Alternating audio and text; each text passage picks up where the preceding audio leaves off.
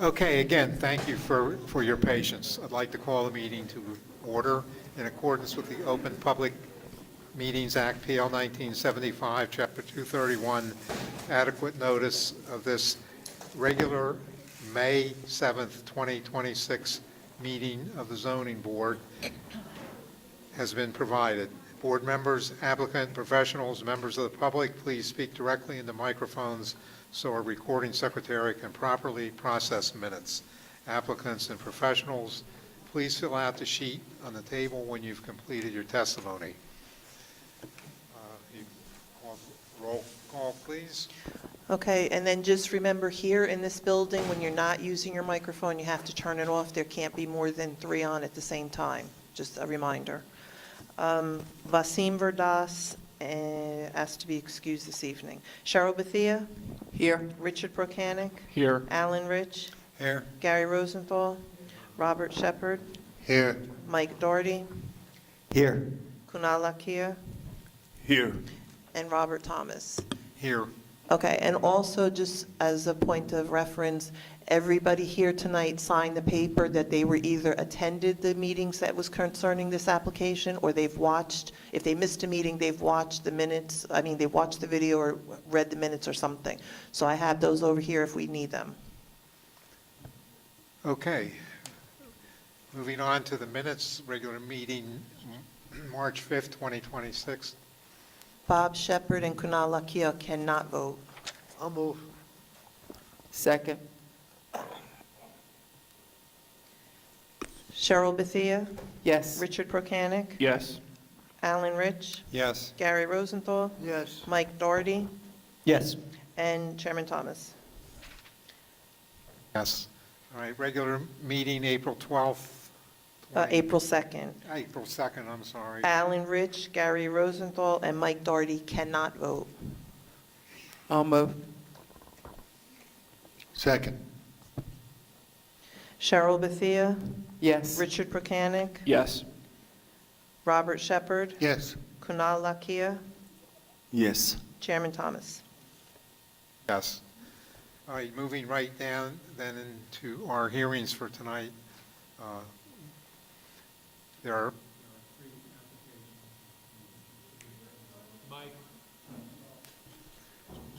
are 3 applications that we've been considering simultaneously. Ukrainian Orthodox Church, ZBA 25008, minor subdivision with variance. Applicants proposing to subdivide the existing lot into 2 new parcels, 135 Davidson Avenue. And then that was carried from March 5th. Then we have Ukrainian Church, ZBA 00007, D2 use variance preliminary final site plan with a C variances, in which the proposal consists of site modifications associated with the retention of certain existing church and seminary facilities, again at 135 Davidson. And that was carried from March 5th. And then Syracuse 1850 Easton Avenue, ZBA 250009, D1 use variance, preliminary final site plan with C variances, in which the applicant intends to build a 258,150 square foot warehouse, also at 135 Davidson Avenue. All of these were carried from March 5th with no further notification.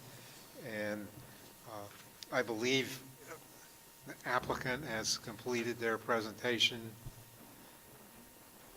That is, we completed our presentation. However, at the last, at the last meeting, 3 of the witnesses who testified were being cross-examined by members of the public. The cross-examination had not completed. So I think what we have to do this evening is complete the cross-examination of Mr. Moronsky, our planner, Mr. Lothian, our traffic consultant, and Mr. Winger, who is our architect. Okay, planning, traffic, and the third one? Planning, traffic, and architecture. Okay. For the public, we were in the middle of being open to the public to question those three witnesses based on their testimony. Therefore, that's where we will begin tonight. So if there are any other members in the audience who wish to ask questions of those three witnesses concerning their testimony, the mic is open. We'll start with the people who have not asked any questions of any of these witnesses. For purpose of the record, I apologize for being late. Have council put their notice on the record they're here? Okay. Okay, it's open to the public. Anyone wish to question the witnesses?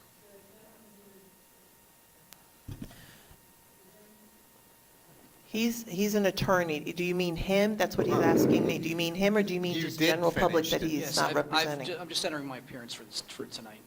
Yeah, I believe I've cross-examined all the Right. witnesses. I thought that this portion was for the remainder of the interested members of the public that were not part of my client's organization.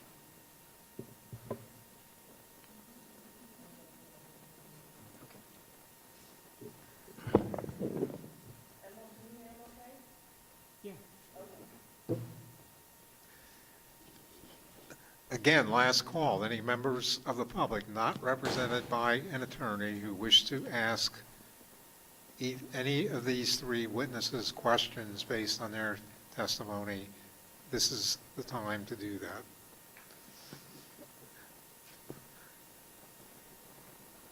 Oh, then we'll close to the public.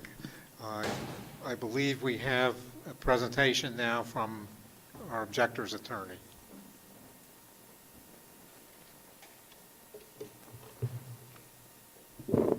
Good evening, ladies and gentlemen. Peter MacArthur on behalf of Svitanak NYC.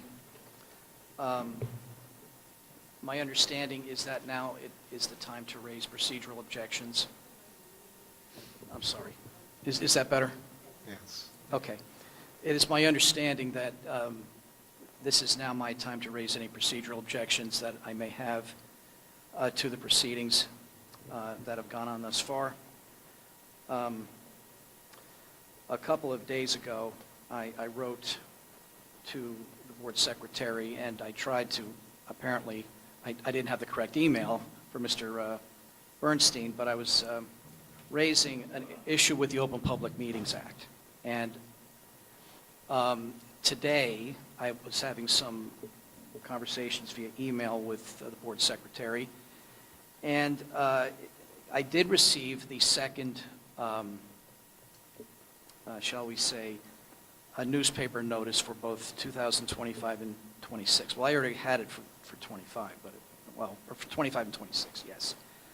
But as a result of that, there was an additional issue that that came up with respect to this meeting, and that is that the notice for 2026 listed location of the meeting as being at Town Hall and not here.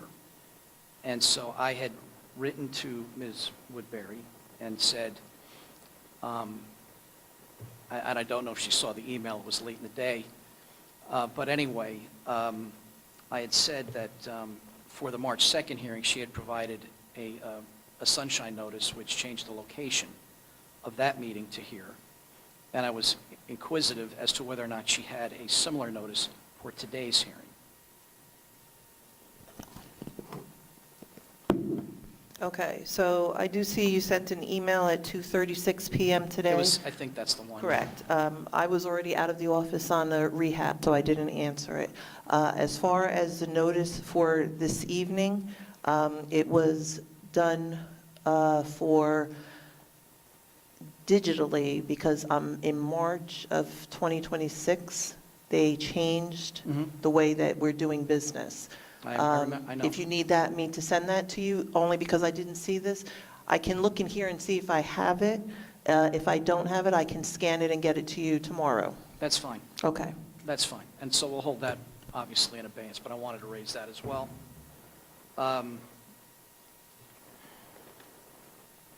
Other than that issue, Counselor, the Open Public Meetings Act issues are now resolved? Well, in terms, I'm assuming I get what I was promised, and it's in order. Yes, they are, but I can't say it's resolved if I haven't seen it yet. I think you understand. Other than the issue you just raised with Ms. Woodbury this afternoon, the other issue that you raised, which involved the issue of the annual notice and compliance in 2 official newspapers, you've been provided the paperwork that shows, yes, in fact, they had been noticed, correct? I have been provided paperwork, yes, for 2025 and 2026, which indicates, it's the annual notice of meetings, which would seem to comply with Section 10:46 of the Open Public Meetings Act. I've not looked at any case law on that subject, but it would seem to take care of it, because it takes care of date, time, location, and all the relevant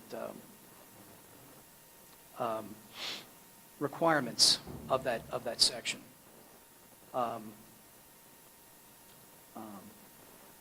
You know, for purposes, you know, if there's a future proceeding in this matter, I would like to, I have not had a chance since I just saw it today to look at case law on the subject, but it would seem to be resolved, yes, Mr.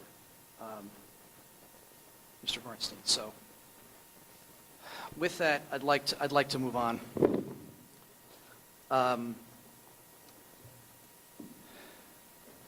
10 days before this, actually more than 10 days before this hearing, you asked for all expert reports, and Mr. Steck, my planner, submitted his report. And at the bottom of page 5, bottom of page 4 and the top of page 5, he indicates that there are some, in his mind, some notice issues. This time, not with the Open Public Meetings Act, but with the Municipal Land Use Law. The Municipal Land Use Law indicates that the date, time, place of the hearing, and the matter to be considered, and identification of the property by street address, etc., have to be made 10 days, you know, ahead of time, the first hearing and whatnot. And the excerpt from Mr. Steck's report, beginning at the bottom of page 4, indicates that the cemetery requires a use variance. No testimony has been provided regarding approval of the cemetery use on proposed lot 1.09. As indicated in the Board of Adjustments resolutions appended to the applicant's January 5th, 2026 planning report. If he's reading from Mr. Steck's report and Mr. Steck is here, why doesn't Mr. Steck testify as to his opinion and/or conclusion?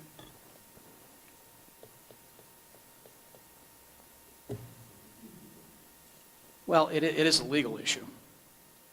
Which begs the question that we're getting a legal opinion from a planner, though God knows planners would be regularly called upon to give legal advice without a license. I would concur with Mr. Lanford as to the issue of having Mr. Steck testify. If you want to raise the legal issues that Mr. Steck raises in his report, then maybe thereafter we can have that conversation. All right, so what you're saying is that I should hold this objection in abeyance pending Mr. Steck's testimony. I can raise it again. You're not being precluded from raising it, you're not being precluded from not raising it, but right now, I concur with Mr. Lanford's comment that since it's based in Mr. Steck's report, and Mr. Steck is here to testify regarding it, maybe the best thing to do is have Mr. Steck testify.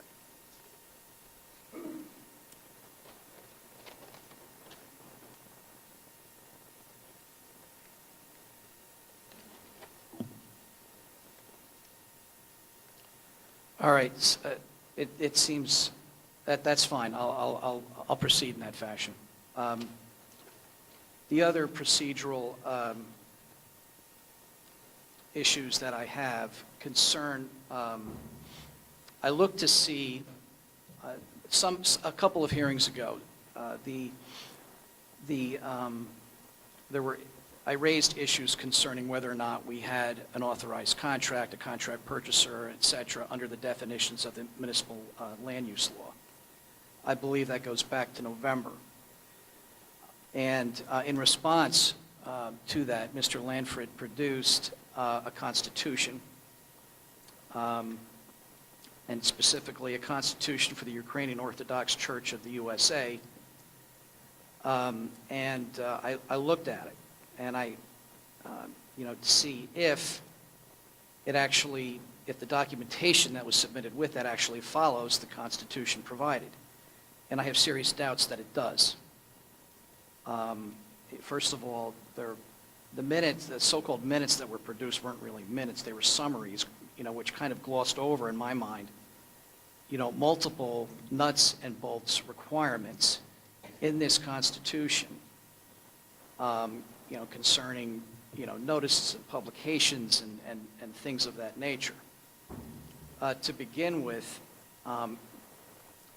in Roman numeral 2, the church sober, section 3C, where were the lay delegates properly authorized? Next issue, was the Sobor agenda published in the Ukrainian Orthodox Word? Was it published in the UOC of USA website? And what was it done 60 days prior to the Sober? Section 5, was a draft resolution for this transaction received by pre-Sober resolutions 30 days prior to the Sober? 6, section 6, was a resolution approved, published, was the resolution that was approved published in the Ukrainian Orthodox Word and or the UOC of the USA within 60 days of the Sober?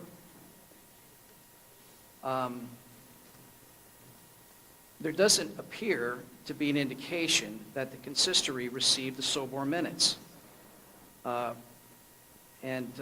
they were printed or distributed to the Council of the Metropolia or the parish priests and the parish board of administration. I also would indicate, that's section 10, by the way, of Roman numeral 2. In section 11, there was no indication of a quorum being present either. So next, I looked at Roman numeral 5 of said constitution, the Council of the Metropolia. Was a quorum present, with a majority of the members from the Metropolia, the Metropolitan, or the Vice Chair of the Council of the Bishops? Section 9. Minutes of the minutes, were they printed and distributed to council members for additions, corrections, or deletions within 60 days? Was a summary of the session published in the Ukrainian Orthodox Word and the UOC of the USA website? There doesn't likewise seem to be, or it doesn't seem to appear to be mention of the, or was there consistory actions? When it is their responsibility to administer, a sale such as this. Next, in section 10, were the parishes involved? Was the parish involved in this? Don't they have a right to, to sell, property which is in, this under their, jurisdiction? It shall be under the management of the board of the parish board of administrators. It says, to me, it appears that they were left out. No mention of any of the summary documents. From the summaries that were provided, it appears that this was pushed through. Reading this Constitution and its mandatory language, it doesn't appear that all constitutional requirements followed here. The action taken by the Sober and the Metropolia did not authorize this contract. If it's not properly authorized, there is no contract, which means there's no contract purchaser, which means there's no applicant and no application. You've heard me make that argument before back in November. And per the definitional sections of 3 and 4 of the MLUL, and your own definitions in your ordinance, the Franklin Township ordinance has the same terms as the MLUL. Now, I am not here to argue that the action of the SOBR or the Council of the Metropolitan should be overturned. I'm well aware that this board does not have that power. That is for a court under a different, different time and a different place to decide. What I am asking you to do is to interpret the definitions of your zoning ordinance, which you have the inherent right to do. And find under these facts that you don't have a contract purchaser.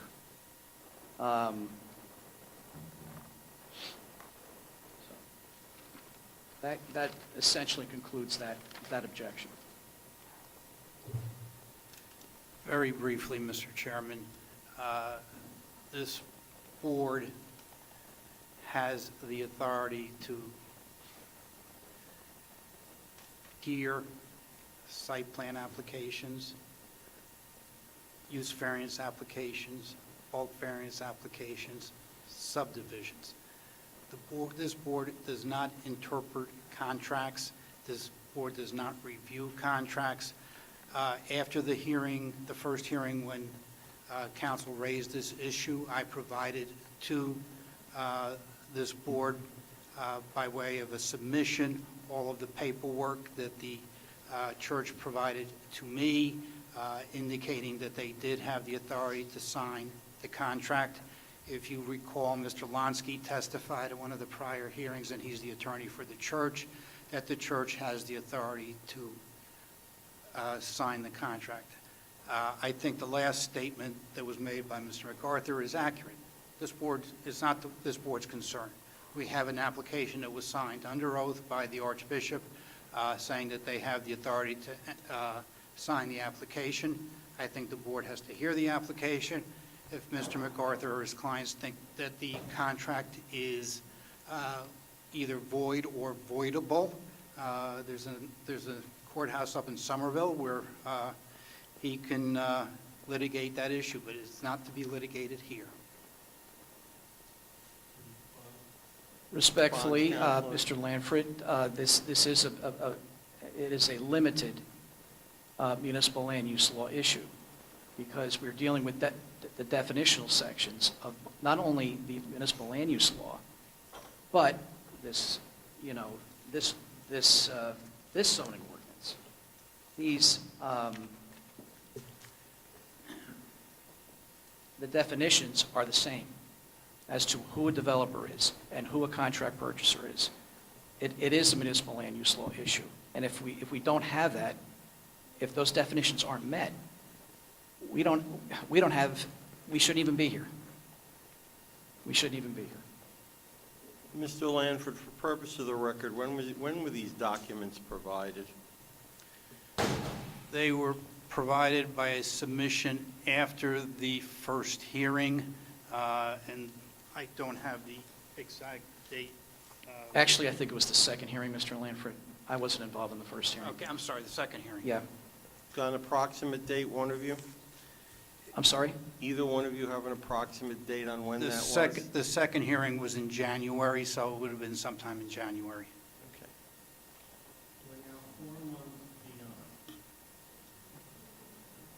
And Mike's issue, if you wanted my office to provide my client with legal advice on whether or not, in fact, the applicant has the right to be here, bringing it up on the night of May the 8th is not the time to raise the issue.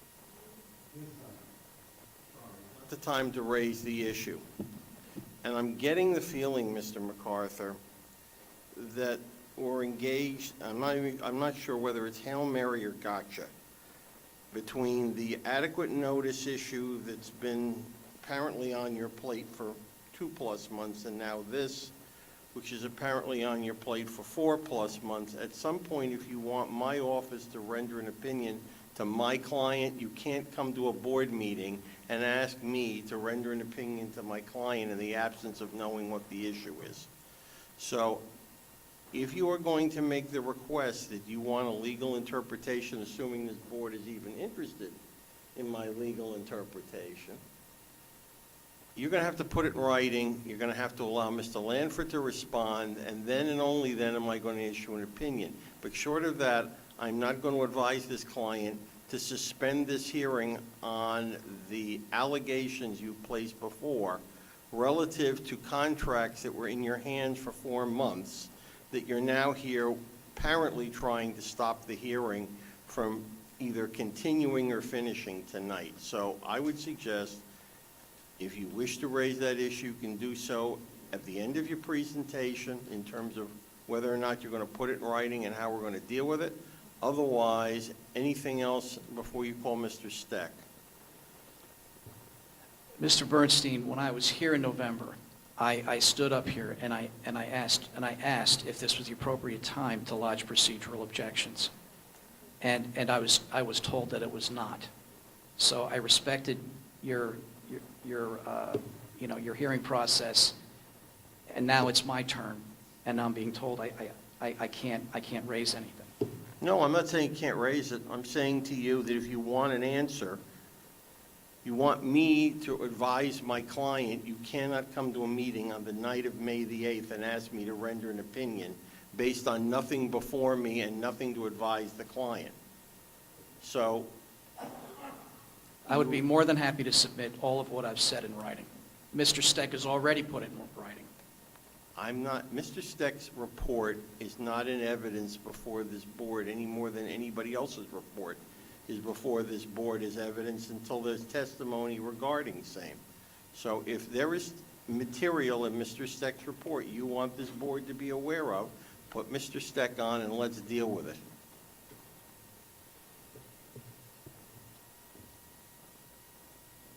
That's fine. I can do that. So that concludes my procedural objections. And I wanted to call a couple other witnesses before Mr. Steck, if you don't mind. I only suggested Mr. Steck because you had raised his report as an issue. If you want to take others before him, it's well within your purview. Let me consult my client for a minute, please.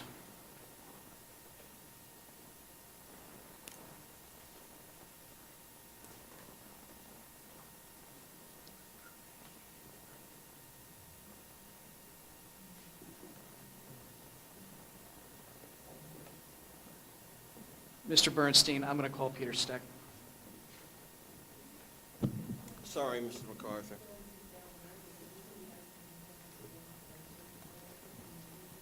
I would suggest, for comfort and otherwise, Mr. Steck, and you are more than welcome to come to the table here and make your presentation. I don't think Mr. Lanford will attack it. It'll be nice to be able to spread out, Mr. Bernstein.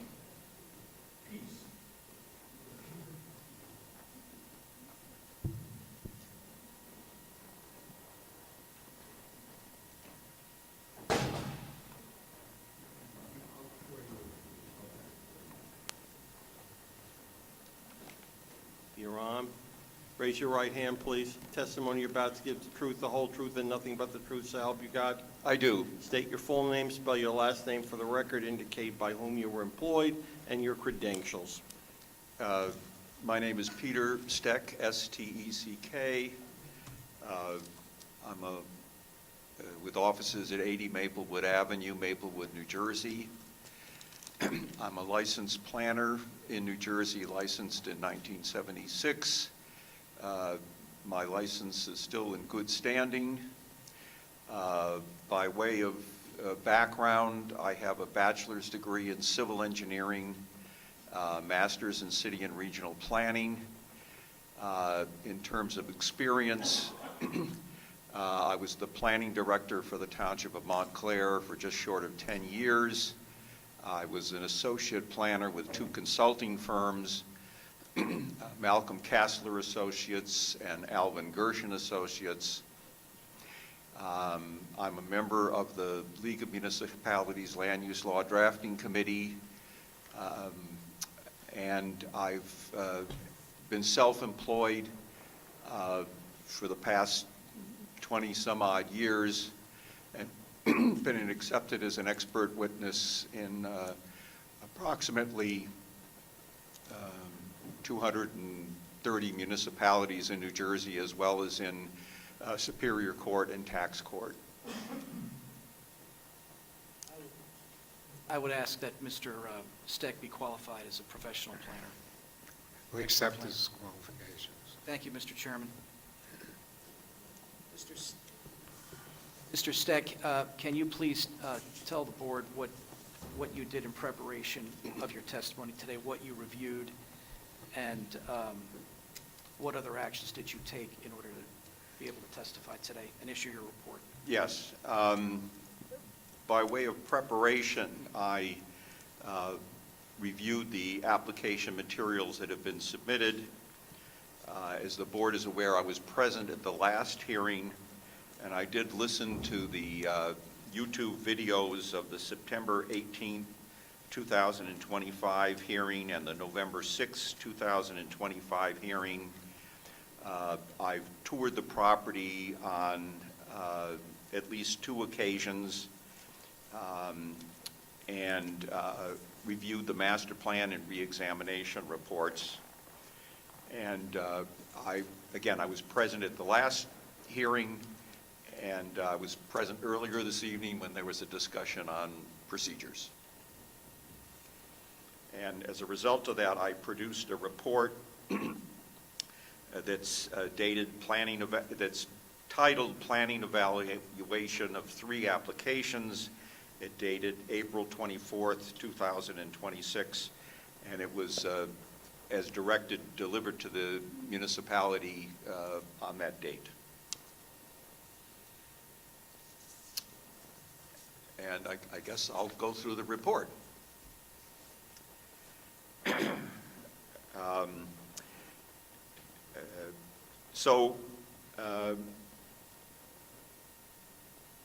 I did examine carefully the planning testimony that was presented by Mr. Moronsky, and to jump the gun on this, in my opinion, there has not been substantial credible evidence that would justify the relief sought, and I think that there are procedural issues having to do with what was in the public notice and what the extent of the subject property is.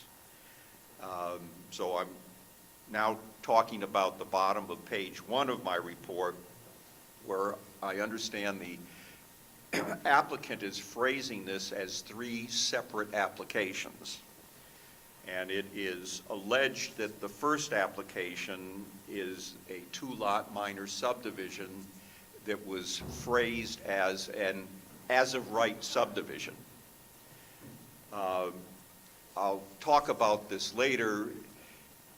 In my opinion, it's not an as-of-right subdivision because what it does is lessen the amount of land that's associated with the church facility. And since that's a non-conforming use, under the Raspberries case, the church that non-conforming use is intensifying because the land is being diminished. The subdivision is being phrased as a separate application, unrelated to anything else, and fully conforming. It is not fully conforming because it triggers a D2 variance. And frankly, if it was a separate application that had nothing to do with anything else that was going on, only the planning board could hear it. The reason it's here is because it's connected to at least as a minimum, the D2 variance for the smaller lot that's housing the church facilities as well as the cemetery. The second application is the one that is the intensification of the Ukrainian Orthodox Church because the land area is being reduced. And I think the applicant acknowledges that that's a D2 variance. The third application is for the warehouse use that is on one of the subdivided lots. And as you know, it's not exclusively a warehouse use because there's an access driveway through the warehouse lot to get to the church facilities as proposed in the subdivision. But it is not a permitted use. So that part of the application is the D1 Medici case. The applicant, I think, acknowledges that that is a D1 case. I did carefully listen to the testimony of the applicant's planner, which followed essentially his January 5th, 2026 planning report. And I'll just, I guess, summarize what I heard him testify. As you know, he referenced past resolutions affecting this property. Those resolutions that were in the appendix to his report essentially talked about the cemetery that's on the subject, that was proposed for the subject property.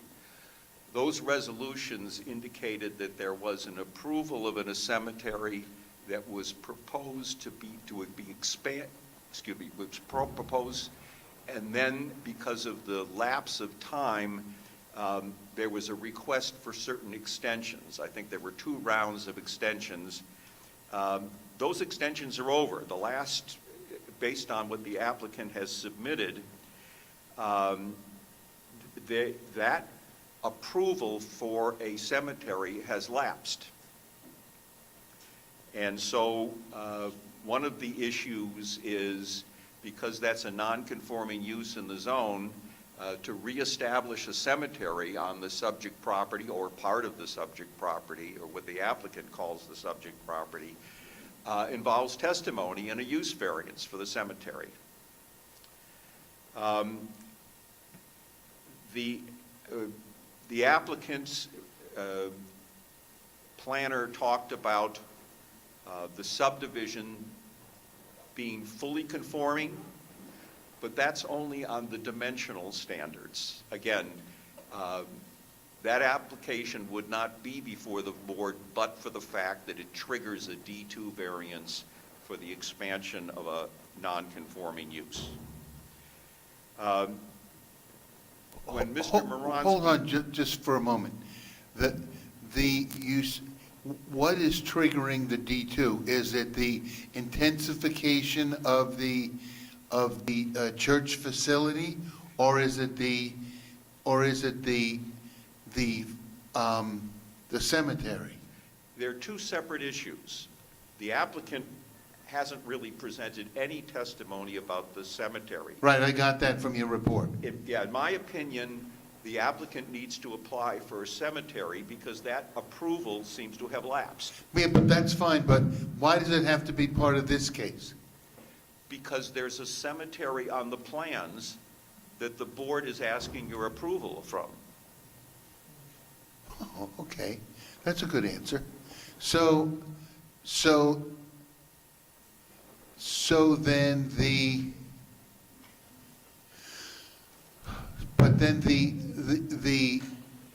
what you're talking about now is the intensification issue. Yes. There's a Okay. case called raspberries, not spelled the way the fruit is. And basically there was a property that had a non-conforming use on it, and the applicant wanted to, I think it was a 2-family house, the applicant wanted to subdivide some of the property from that 2-family house. It was an oversized lot. And the applicant said, I'm not touching the lot, the house. I just want to subdivide some of the vacant land off the house. And the court ruled that because that house was non-conforming, to take property away from it is the same as kind of expanding the 2-family house. It makes it more intense because you're taking away the buffers and the setbacks that are surrounding it. So there are two, I'll call them D1 variances that are associated with this application. One is the cemetery, which no one has talked about so far, which I think is a defect. And the second one is this, the D2, which is the, in effect, intensification of the church use, because the applicant is saying it's the same activity, but I'm shrinking the land substantially around it. And the courts have said, well, that's the same as intensifying the use. Okay, so that's where the D2 comes from? Yes, yeah. All right. See, I'm still troubled by the idea that somehow, I didn't see anything in the paperwork or in anything in which they said that they wanted to get a variance for the cemetery. Obviously, the pre-existing allowances had expired, but I still don't understand why the cemetery is trying to make it part of this application. Well, it's on the plan. So if you approve the plan, there's a hatched area on the plan that shows where the cemetery is or supposed to be. The applicant, in my opinion, this is a defect that the applicant is not, the fact that the applicant didn't apply for it doesn't mean the applicant doesn't need the variance. I think it's a defect in the application that the applicant is ignoring that. Okay. Thanks. You're welcome. One of the other issues is that when Mr. Moronsky testified, he says, well, the core activities of the church, even though the property is being reduced, the core activities are still going to be accommodated. And why? Because we're going to use an adjacent lot across the river. We're going to put some of the stuff that's happening on this property related to the church, we're going to do on the other property. Now, that affects the other property. You are now adding uses across the stream, and in the last hearing, or 2 hearings ago, the applicant testified, oh, there's a footbridge across the river that connects the 2 properties. So you can get there without going on the street. And that's the cemetery that's proposed on the subject property, it seems to me, is intimately related to the cemetery across the stream. In fact, when the earlier approvals were discussed for the cemetery, which have lapsed, it was talked about that we have, so many grave sites across the stream, and we're running out of space, so we want more space. And presumably, this is all one cemetery. And again, it not only abuts one another, not only are the properties under the same ownership, but there's a pedestrian bridge to walk from one to the other that connects them. And one of the issues that I'll talk about in a minute is that this application really involves not only the property that's in the public notice, lot 1.06 in block 469, in my opinion, it involves the property across the stream, lot 2.01, because they're integrated, and in fact, the applicant is taking some of the uses that are on 1.06 and saying, I'm going to put them in the building across the stream. That changes that application. That non-conforming use across the stream is being changed. So I'll summarize that in a moment, but there was a reference to the social building on lot 2.01, and again, the property's under the same ownership as the subject property. Mr. Moronsky, and again, this is in the record, he testified that the warehouse use was particularly suited because the property is close to 287. There are no residential uses in the area. They're going to use Executive Drive for truck-generated traffic, and he cited certain purposes of the municipal land use law, A, G, H, and I. First of all, because that's the Medici part of the applicant does have to show that it's particularly suited, and proximity to 287 probably applies to 20 properties. You know, it's a generic feature of this part of the municipality, and so not particular to this property. It might be a basis for rezoning in the future, but it's not a particular factor of this property. Actually, it's generic to all the properties on this side of 287. But does that lessen what the comment that it's suited? Does that mean it's less suited for a warehouse because it's generic? It does have the location. If it's generic, the solution is rezone it. You know, if you found a property, let's say, that was steeply sloped, and it turns out that all the properties in the area is steeply sloped, that doesn't meet the Medici standard, in my opinion. What would rezoning do to that warehouse property, potential warehouse property, to make it more suitable, in your opinion? Well, if it was supported by your master plan, and if it had zoning that permitted the use, I wouldn't be here. But we have a master plan that says no new warehouses, and we have related instances of intensification of a church use. So there are other variances that are triggered. This is not just a warehouse in isolation. The applicant by this subdivision is encouraging a non-permitted use, a warehouse, and is encouraging intensification of the church, neither of which are permitted under your zoning. That's why they came to the zoning board to get a variance.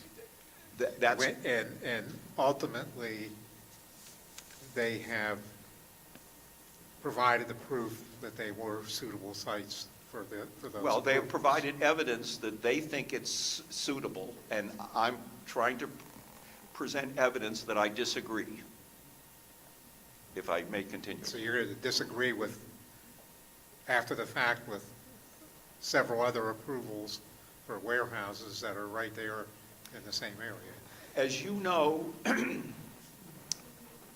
there is never a precedent set for a variance. And in fact, if you revisit each property is unique. Just because you gave it to someone on the other side, what's strange about the approval on the other side of Executive Drive is that the applicant testified, oh, we're thinking of new regulations, and we're going to comply with what regulations you're thinking of, but not yet adopted. That wasn't challenged, but in my opinion, that doesn't constitute Medici proofs. If I continue, maybe I could will answer some of your... I will say it was enough for the board due to the fact that it does fit into the master plan, even though warehouses at the moment are not permitted. It suits the goals of the new ordinance that will be eventually passed, that makes them located, provides for them to be located close to 287, keeps them off of local streets and roads and out of residential neighborhoods. So proposed zoning and proposed master plan amendments are irrelevant to these proceedings. We don't know they're going to be adopted, and they're not the law today, and it's not the planning principles okay, that's today. fine, but that's your opinion. That's a fact. That's your opinion, too. As of this that evening... they're not to be considered. Mr. Steck, let me just ask you a question. Mark Healy over here. What the chairman is referring to is a master plan re-examination master plan update that the planning board adopted in January that makes recommendations to allow warehouses in different areas of the town. Are you aware of that document? Yes. If you'll let me finish my testimony, I think I'll cover that. Okay.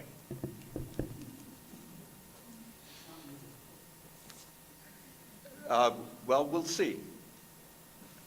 So one of the issues that Mr. Moronsky said in terms of his, negative criteria, again, he says, don't worry, some of the church functions are going to go on lot 1.02. He said that don't worry because we have front yard loading that's substandard in area, and the driveways to the loading areas are in the front yard, but the executive drive may be vacated, and he's suggesting that then those variances disappear. Well, it's not vacated as of this evening, as far as I know, and my recollection is that when you vacate a public road, I always thought that half of it went to each of the budding properties. Now, there may be some special circumstances here I'm unaware of, but in all the experience I've had, when you vacate a public road, each side gets half of the right-of-way. That's the normal situation, which means the facts for this application have changed. There's different land areas. Now there's more area to have landscaping if you're going to vacate it, et cetera. So Mr. Moronsky pointed out that in the BI zone, it did permit warehousing. Well, that's true, except the law changed and the master plan changed. Mr. Moronsky neglected to reference the master plan amendment that says we do not want new warehouses anywhere in the BI zone. So here are my planning conclusions. And I'm now at the bottom of page 4.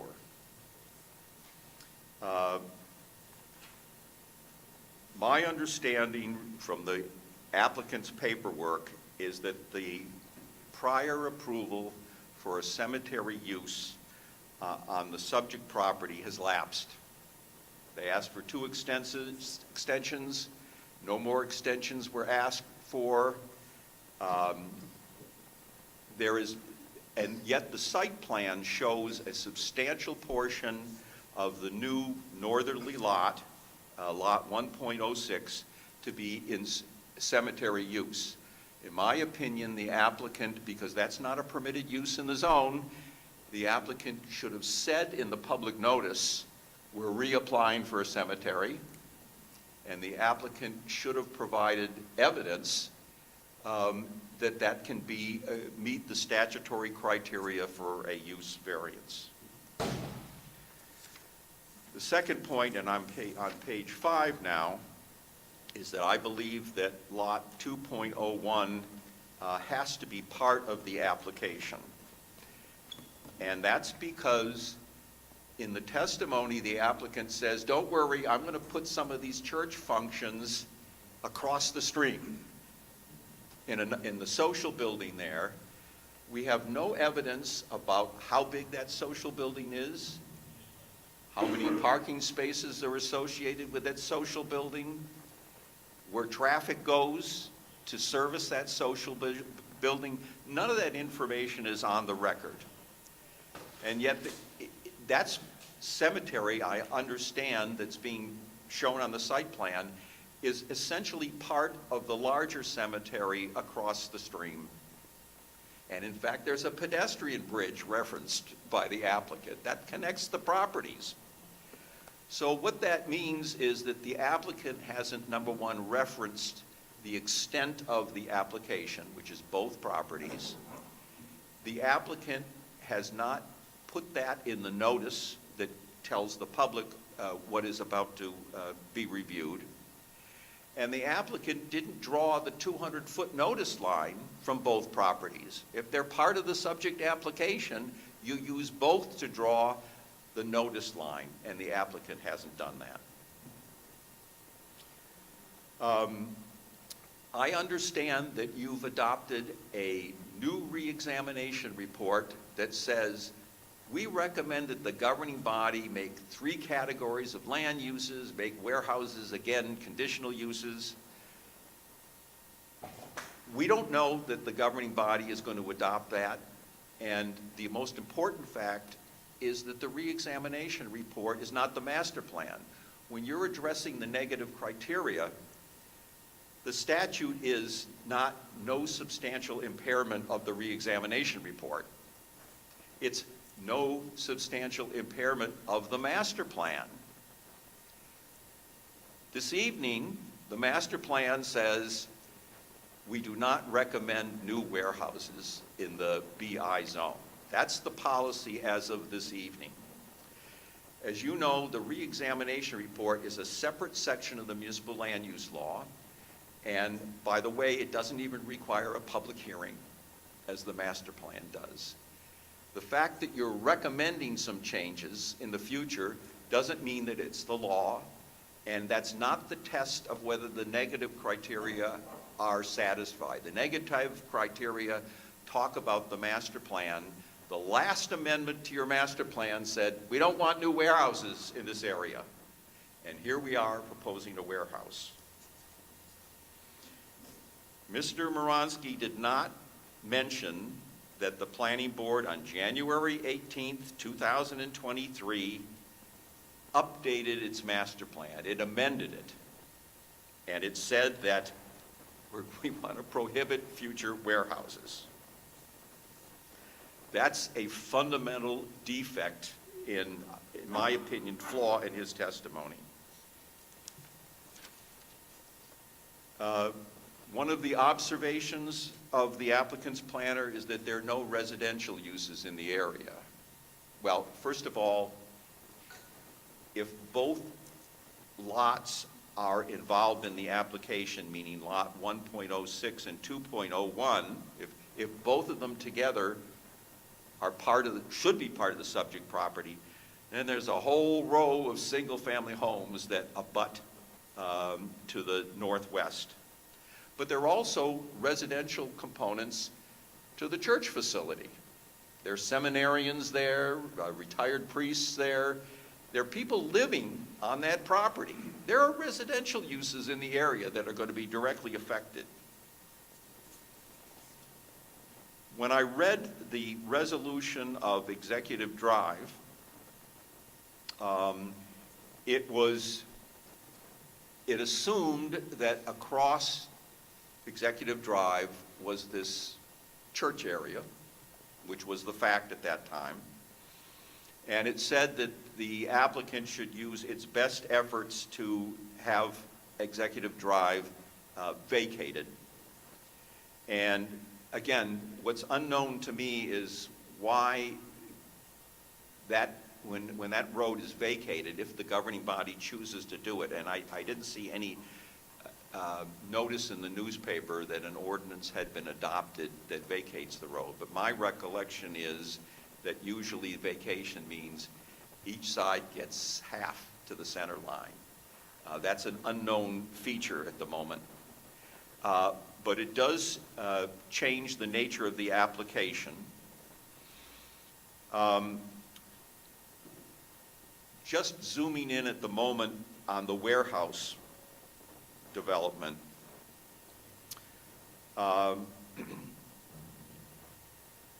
There were a number of observations. First of all, I find it highly unusual.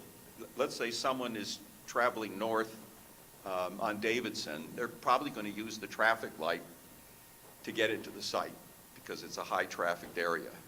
And that means that someone going to the church is going to drive into the southern part of the subject property, the warehouse development, be faced with loading and unloading trucks on the 35 loading bays, go around 19 trailer bays, go around to the other side of the site, and then enter the church property.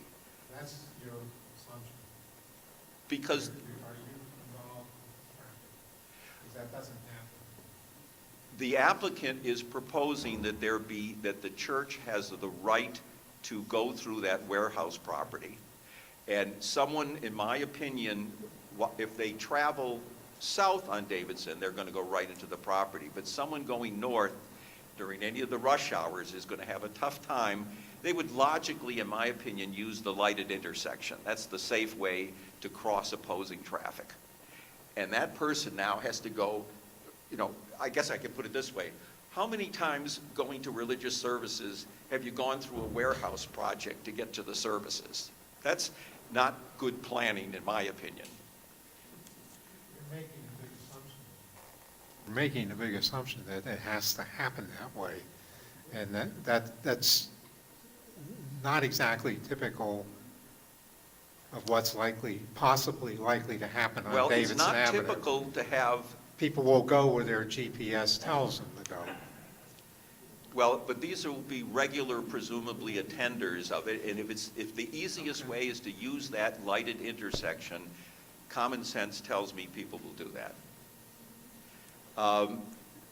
One thing that simply hasn't been addressed is that the church is supposed to have the majority of its parking to the rear of the building. The new parking arrangement for the church doesn't have that. Your ordinance also says no more than 10% of the parking is supposed to be in the front. That's not the case. There is no testimony by the applicant to justify those variances.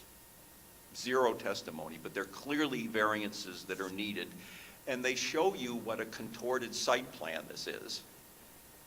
There's an with larger acreage, there's an opportunity to put parking in the rear, to have only 10% in the front, but because this is such a crowded application, meaning the warehouse is taking so much land, and the warehouse is of such a size, the question was asked of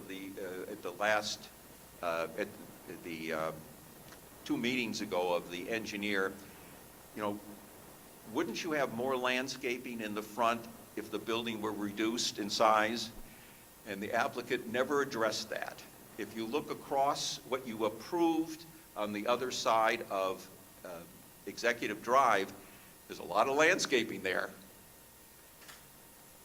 You have next to nothing on the subject side of Executive Drive, and in fact, there's a detention basin on the corner, which means you're not going to have any landscaping there except for maybe grass. You're not going to have trees and shrubbery in the low side of that feature. And again, that's going to be the most visible part of the property. Whether this is a public street or it's vacated, the public and some of the people parking for the hotel across the street are going to have a wonderful view of truck bays, which is, in my opinion, not an improvement of aesthetics. Right now, there's not a lot of shrubbery on the property, but when you think of the cultural center, you have this broad open space and a rather, in my opinion, handsome building, but it's over 100 feet back, and now you're going to bring a wall that's 44 feet high, 50 feet back from the property line, that's 360 feet wide, and in my opinion, it's not an aesthetic improvement from what is there today. The applicant is proposing an excessively wide driveway, and I think that's in concert with the fact that there is parking in the front yard and there is an insufficient depth according to your ordinance. Now, the applicant says, well, it's traditional. We've done a lot of warehouses and they all have this dimension. That's not the basis of a variance, that I've done it on other properties. The answer is you have your own standard in your code, which is twice the length of a vehicle. This is substandard. The fact that other towns have different standards is not the basis for a variance. This is a crowded area. The loading bays are going to be very visible to the public. That's not an aesthetic improvement. So, as I've listened to the testimony, the fact that the planning board is recommending changes to the zoning ordinance is irrelevant. You don't know that the governing body is going to adopt it. And more importantly, the municipal land use law says when you're addressing the negative criteria, you address the master plan. You don't address the reexamination report. It doesn't even require a public hearing. The public policy established by this board this evening is we don't like new warehouses. How do you reconcile this application that proposes a new warehouse when your zoning doesn't permit warehouses and your master plan says we don't want new warehouses? That's kind of white and black to me. I don't know how you, in fact, I don't think you can meet, the applicant has met the burden of proof of the Medici decision, where you have to have what they call an enhanced quality of proof. You have to explain why putting a warehouse in an area where it isn't permitted and where the master plan shouldn't be a warehouse, how you can reconcile this application with that.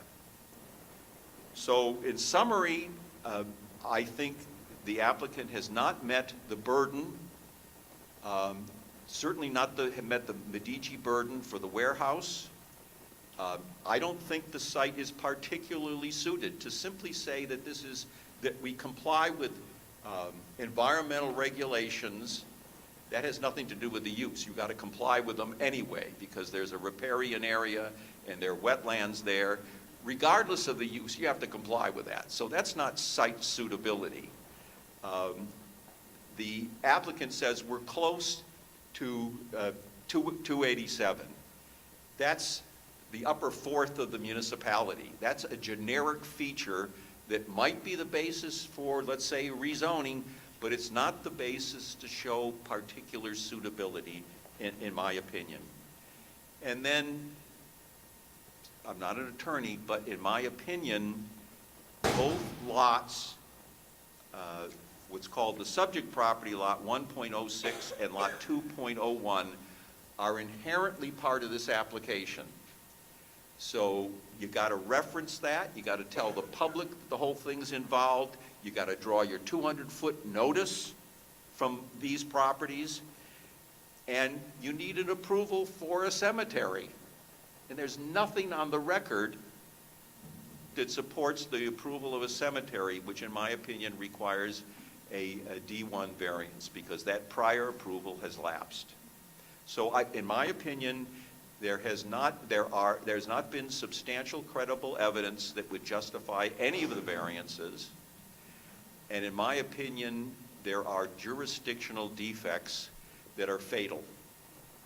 And that's my opinion as a planner, obviously not as an attorney. Mr. Chairman, I have a few follow-up questions. Mr. Steck, in your last paragraph of your report on page 7, you indicate that the property is particularly unsuitable for this proposed use.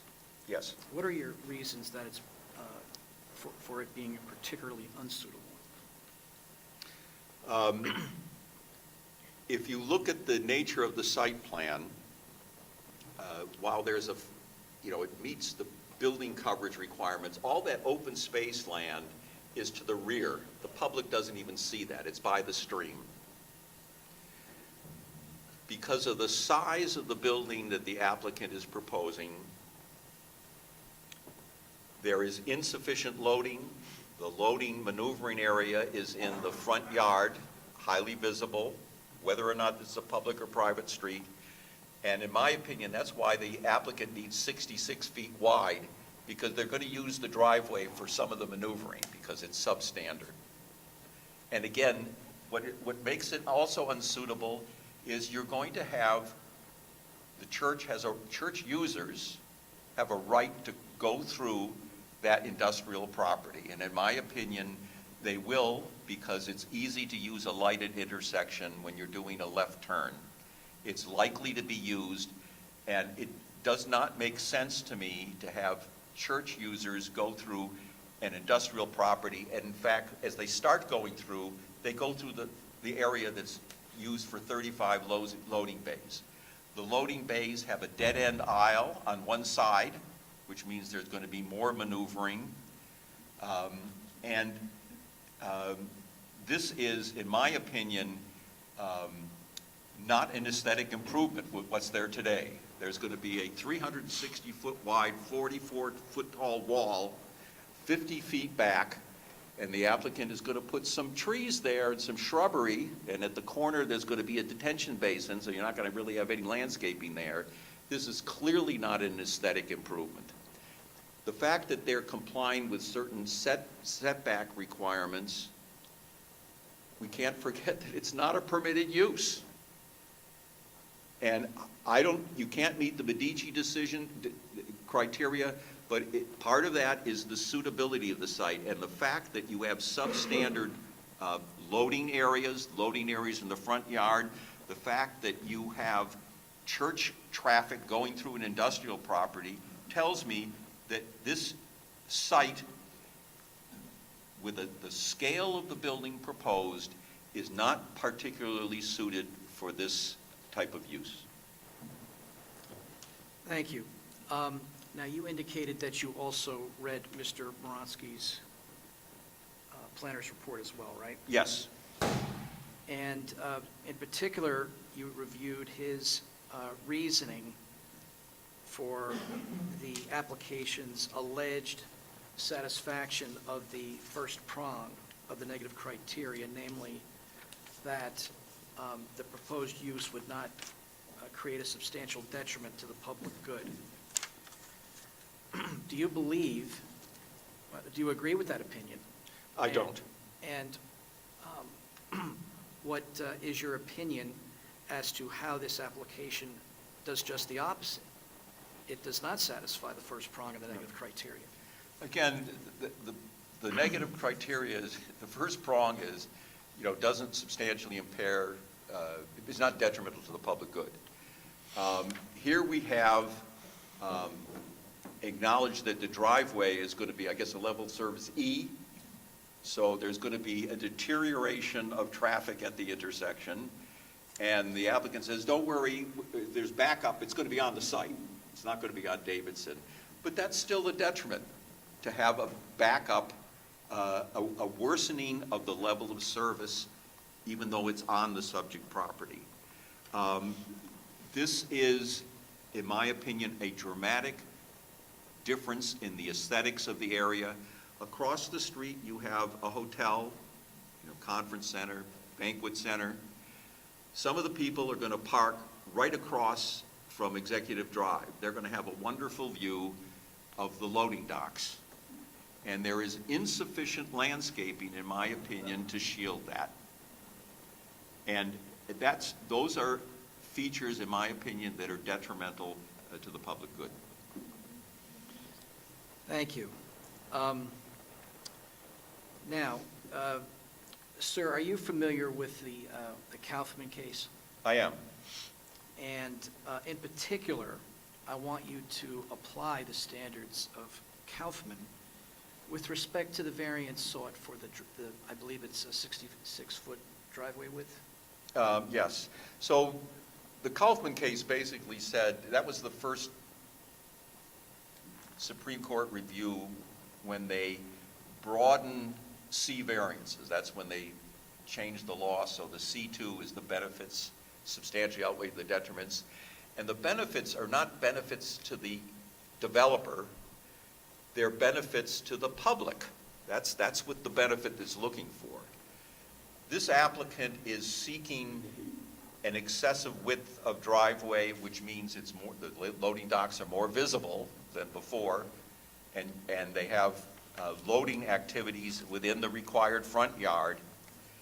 The applicant needs it, in my opinion, because the building is too big for the site, aside from the use.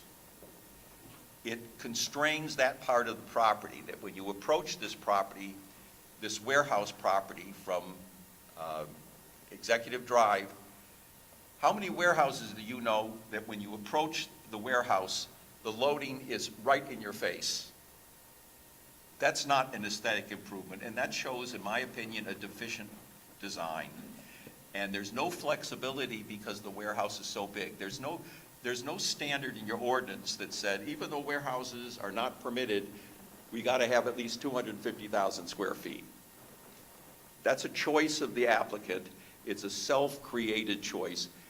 The deficiencies in the location of loading and the width of the driveway are not at all public benefits.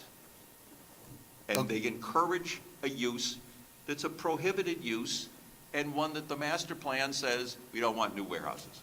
Okay, so I guess my question at this point, after listening to what you're saying, is if the building was smaller, would they be able to put a building there that wouldn't have the defects that you perceive?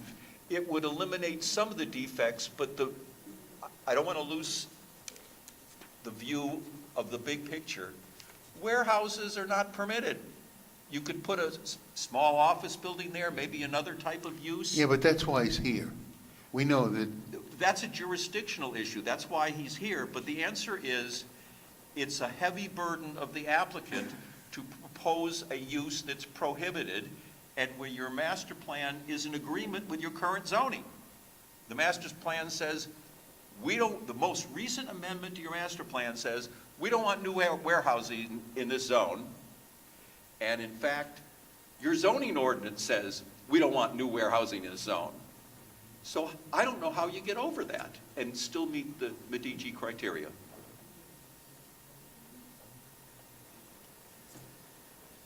Mr. Steck,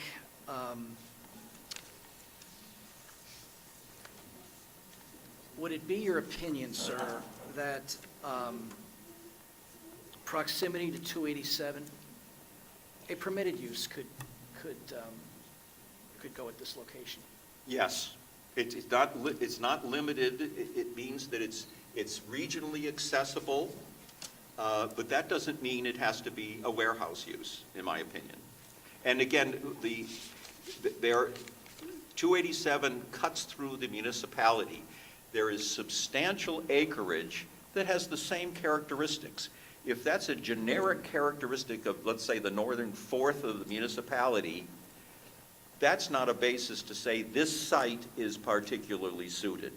That might be a basis to change your zoning in the future, but we don't know that that's going to happen, and that's not a basis to approve or deny this application.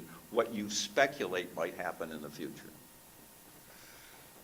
And finally, under Kaufman, would you agree with me that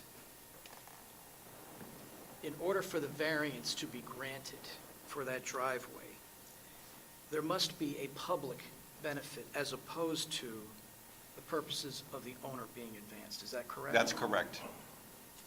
And again, what that driveway tells me, that 66-foot wide driveway, is the applicant needs that to have better maneuvering. And the downside is, because you can't plant in the middle of a driveway, those 35 loading bays are going to be more visible than they would otherwise. That's all the questions I have at this moment of Mr. Steck. You want to go first? You want board questions? Any questions from the board for this witness? I do have two quick ones. The first one, just, and excuse my ignorance on this, throughout your testimony, you had referred to aesthetic improvements several times. What's the relevancy to that? Is that advancing the MLUL? Is it a master plan thing, or is it more of a preference? The applicant's planner cited four purposes of the municipal land use law: A, G, H, and I. And I reads as follows: to promote a desirable visual environment through creative development techniques and good civic design and arrangement. So Mr. Moronsky says, oh, we're going to landscape the area. That improved the visual environment. And he said it's a nice looking building. Now, to me, it looks like a warehouse. And it's big. If you look at the attachment in my report on page 9, I clipped from the applicant's architectural plans the different facades of the building. And the view from Davidson is a 44-foot tall wall that's 360 feet wide. That's a football field. That, in my opinion, is not an aesthetic improvement to what's there today. I'll grant you today that there's not a lot of shrubbery in front of that parking lot, but the building is like 130 feet back. There are trees behind it. It's a nice view. The applicant has the right to demolish that building, but to replace it with a football field wide masonry wall that is 44 feet tall and that you're not going to effectively block with landscaping, in my opinion, is not an aesthetic improvement. I think I'm just confused why it needs to be an improvement when the purpose I is to promote a desirable visual environment. Well, I disagree with one of the reasons that this use variance should be granted, according to Mr. Moronsky, is that it's an aesthetic improvement.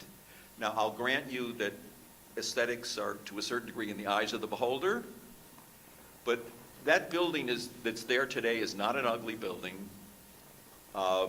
It is set back. This is going to be a large concrete wall, probably prefab panels, Tilt up. and it's going to be 50 feet back, but it's going to be almost as tall as it's 44 foot tall and 50 feet back. That's a big intrusion, and it happens to be an intrusion for a use that's not permitted.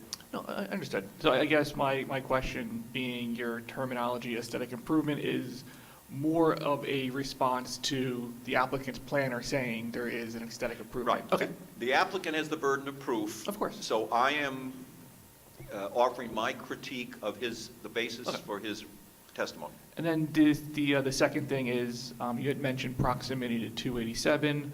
287 cuts through the township, but my understanding and interpretation of the previous testimony is the proximity to 287 for this application isn't a direct linear line to the highway itself. It's to exit 12 there. Well, there are a lot of properties that have convenient access to this exit. And what I'm saying is that that's such a broad statement that, in my opinion, it is not a basis to say that this particular site, is particularly suited, or let's put it this way, one half of this site is particularly suited. And I know that there have been advice given to this board by the Historic Commission, but part of this warehouse is physically within the historic district.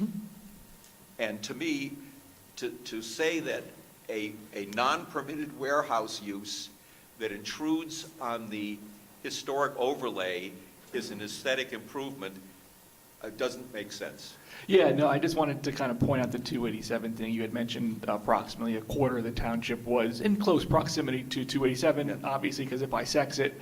But I think the testimony from the applicant was the proximity to the on and exit ramps of 287, which obviously would not be a quarter of the township. Right.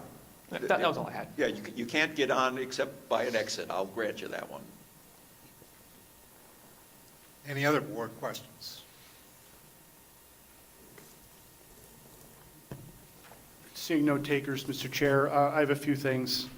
Well, first, you brought up a few issues that immediately I'm not sure what to make of. The one issue that you brought up was the use of the adjoining lot, 2.01, and that the applicant's planner had indicated that certain of the activities that are going on in the cultural center will then happen perhaps at that adjoining property. I do remember the testimony. I don't remember the exact activities that he said will go on over there. And frankly, your testimony didn't either. I don't know, is this gatherings of 400 people that would in some way intensify Lot 2.01? Or is this prayer meetings involving 10 people? Or somewhere in between? And frankly, I don't know to what degree that matters, but if it was the latter, if we're talking about small groups of people meeting in a room, I don't think that affects the use of Lot 2.01 whatsoever. Well, okay. Mr. Healy, I do have another witness who will testify to what goes on at the cultural center at present, and, you know, the number of people that, you know, show up for these various things, and, so, you know, so that testimony's coming. Okay. Let me respond, knowing that there's going to be more testimony. Mr. Moronsky said, yes, technically there's a intensification of activity because the square footage of this site is being reduced by the subdivision. But he justified his D2 argument by saying that we're going to take some of those activities and put them across the stream in the social building over there. It's not my burden to quantify that. He relied on that in his testimony, but he didn't identify exactly what activities are going to be over there, how many people, how often, how big is the building, is there parking associated with that building? He has the burden of proof. And there's no testimony on the impact on that abutting property. But there will be an impact. He admitted that. All right, and then the other issue you brought up is the cemetery. And I guess I'm, you know, again, on that issue as well, I'm a little bit scratching my head on that because I would say my understanding is the applicant didn't notice for it because they weren't applying for site plan approval or use variance for a cemetery, and you said that the use variance for the cemetery had lapsed. So I get, you know, following up on Mr. Shepherd's, I'm not quite sure what the issue is. Well, the issue is that the applicant appended to the planner's report past resolutions having to do with the cemetery. And there were 2 extensions granted, and the last extension expired. So my conclusion is there was a variance for a cemetery on the subject property. That variance expired. The applicant has to reapply. The site plan that you have in front of you this evening shows a cemetery on the subject property. So the applicant is asking for approval of a cemetery where the approval has lapsed. And it happens not to be a permitted use in this zone. But respectfully, I mean, they're not showing site plan improvements, whatever site plan improvements would be associated with the build-out of a cemetery. They're showing a hatched area that shows a cemetery area, but it's not. But they're not applying for that to this board, and that approval had lapsed. So if they're not applying for it, well, then and that approval had lapsed, what again? What's the? I'm not sure what the applicant shows an area of the property that's proposed for cemetery use on the site plan. If they're not seeking that, and it's labeled cemetery, if they're not seeking it, take it off the plan. Maybe that's an area where they could be parking to the rear of the church like the ordinance wants. Puts the majority of parking there. It certainly affects the site plan because it's dedicating part of this site that could be used for other purposes, and it's saying that, no, it's not going to go there, there's going to be a cemetery there. Well, a cemetery isn't a permitted use in the zone. Well, I would agree with the statement that you made, because with respect to, you know, the applicant is, through that hatching, in some way, I think, alerting the board to the fact that they have some intention to put a cemetery there in the future. But they're not applying for that now. So if they're not applying for that now, I think your point that they could possibly use that area to put the parking for the church behind there, to have some more room for the warehouse perhaps, I think that's a legitimate point. The plan doesn't say future proposed cemetery to be applied for at another date. The plan says this is a cemetery area. And that's what you're approving if you approve this plan. Well, that I don't agree with. I don't agree with that whatsoever. They're not applying for a cemetery. That's because there's a defect in the application. They should have applied for it, and they didn't. And that's another, I would say, fatal defect in this application. Okay. Well, again, what's before this board does not involve approval for a cemetery. It's on the Period. plans. You're approving these plans. If he wants to remove that cross-hatched area and the word cemetery, if they want to remove I it would and say, we're not seeking approval, then take it off the plans. I would agree with that. That's a perfectly reasonable thing for them to do. The vacation, just again, point of clarification, the road has been vacated. The Township Council did pass an ordinance vacating the road, and that road goes, and you are correct that in almost all situations, typically when a road is vacated, it goes to 50% goes to one half, 50% goes to the other. In this case, when Executive Drive was created, it was carved out of the lots that were 1, 2, and 3 Executive Drive. And my understanding, and this is by our surveyors and engineers, that when the road, that cul-de-sac road was, since it was carved out of that previous parent parcel, it goes back to that previous parent parcel. That doesn't go to the adjoining property owner, meaning the church, because they never owned it. So the vacation, the portion that's Executive Drive, or had been Executive Drive, is vacated completely to that other application.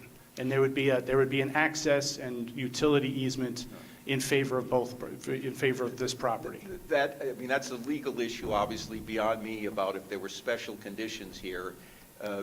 My point is, whether it's vacated or not, those loading bays are going to be very visible to the public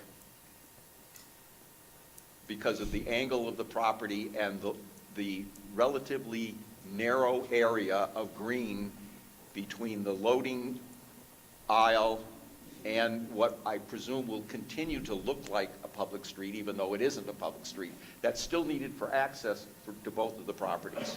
So it's visually, it's not going to solve any problems that it's being vacated.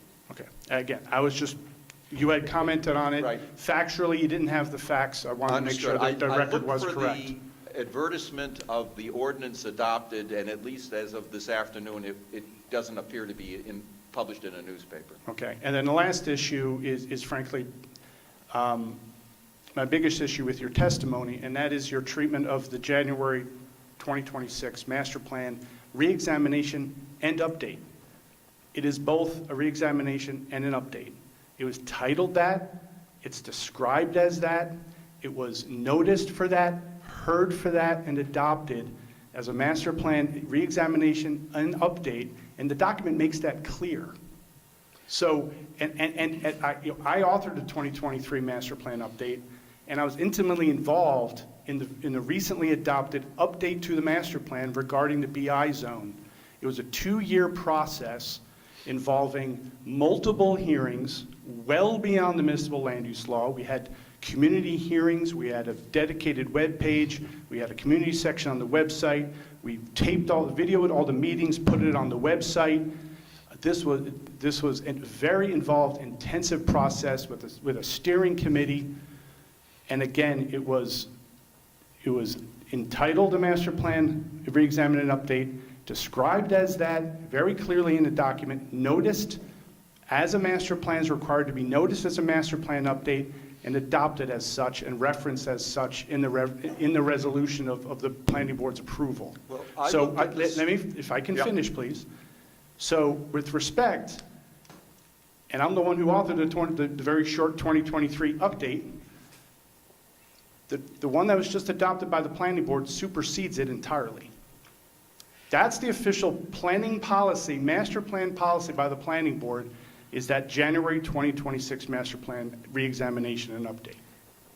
My response is the prior formal master plan that was just a master plan amendment is the one that said no more warehouses.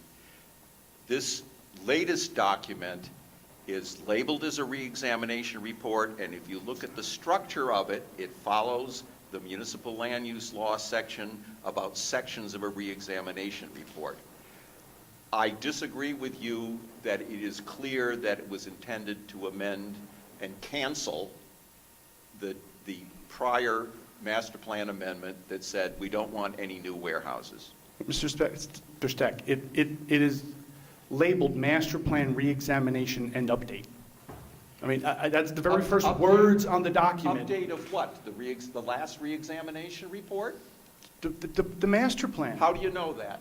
Because there's language in there that says it.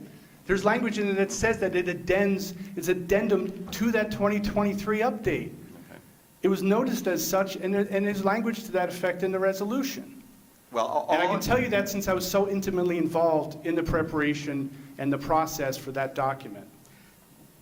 Well, I read it, and I interpreted it to be a reexamination report and not a formal amendment to the prior master plan amendment. Okay, and I will respectfully disagree with that vehemently. Mr. I'm sorry. Any other questions? I would like to ask a question, Mr. Chairman, if I'm allowed. You have something? All right, we have to get you a mic.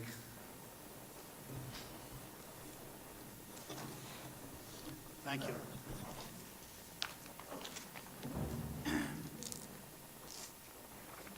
Mr. Bernstein, can we have this one?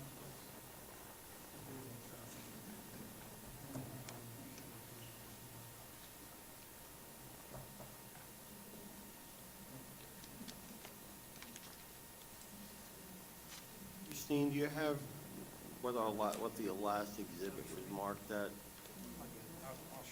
What the last applicant exhibit is marked as?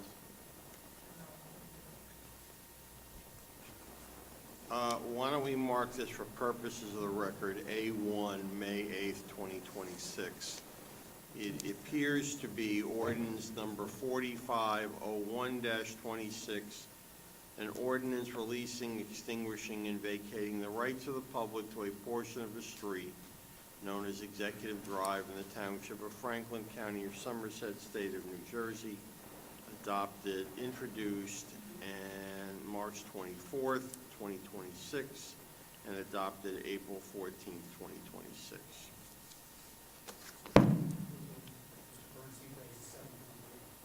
What, today is, I keep hoping it's the 8th. The point is, yes, today is the 7th. We're going to mark that as A1 for today.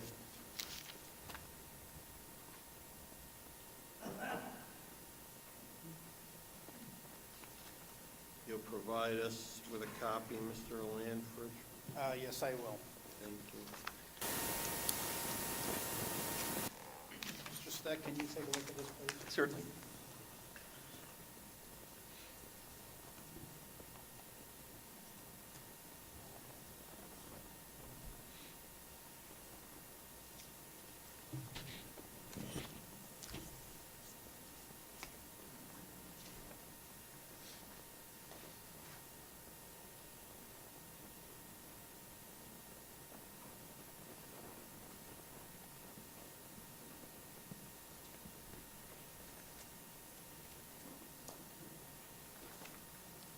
So it says that it's effective May 4th,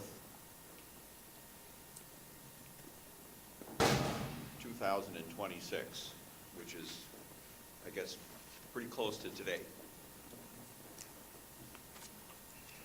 Mr. Steck, your report was dated April 24th, 2026, correct? Yes. Okay. You testified that you checked the records and publications, and that as of your testimony tonight, Executive Drive was not vacated. That was your testimony, When I correct? did my report, it was not vacated, and before I came here this evening, I looked for the published notice of the ordinance, and I couldn't find it. You couldn't find it, but now you admit it was published. According to that, may I look at the document again? Sure. It says it was published April 17th and effective May 4th. So when I wrote my report, it was not effective yet. But it was published. I couldn't find it, but according to that document, it was published April 17th. And actually, the introduction of the ordinance was on March 24th and was published on March 27th. I'm aware of its introduction because I found that in the public notices, but I could find no evidence in the minutes that it was adopted. So I stand corrected that as of this evening, as of March 4th, the road has been vacated. Okay. And because it has been vacated, then the proposed warehouse building doesn't have frontage on that because that road does not exist. Is that correct? That's correct. Okay. And as a result of that, the bulk variances that the applicant was seeking also go away because those variances were to a front yard, correct? Yes, although it obviously alters the site plan that the board doesn't have in front of it at this moment. We would have to amend it based on the vacation, which was testified to by Mr. Miola. Do you recall that testimony? There's no testimony about what it would look like if the road was vacated. I don't believe there is. Mr. Miola did not testify to that? He testified about that it was in the works to vacate it, and he did indicate, and I agree, that it's no longer a front yard. Okay. And therefore, at that traffic light, that is a driveway, or will be a driveway? Well, it'll be a shared driveway, apparently, with both uses on both sides of what was Executive Drive. Well, that driveway will be owned by IDI, will it not?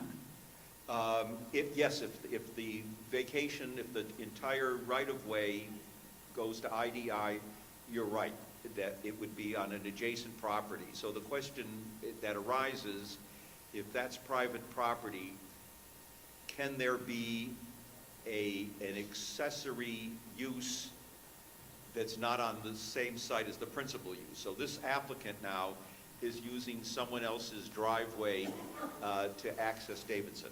That is correct, and that was contemplated by this board in the IDI application when it was requested that they vacate Executive Drive. It wasn't contemplated there would be a warehouse on the other side of Executive Drive. That's not part of the record.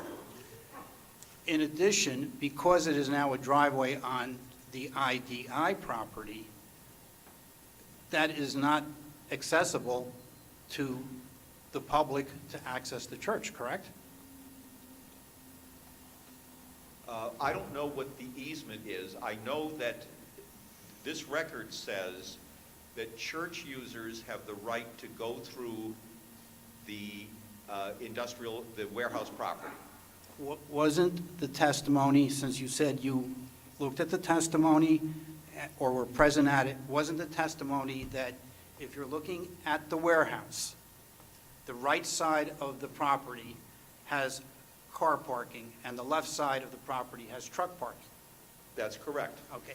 And did you recall the testimony that said that the driveway for the car parking would be the driveway that would be used for members of the congregation to access the church, since that driveway was the most proximate to the church property? Do you recall that testimony? There's that testimony, but what comes to mind is that, and I'll repeat, is from common sense tells me that someone traveling northbound on Davidson is going to take advantage of that light, that signalized intersection, to enter the church property.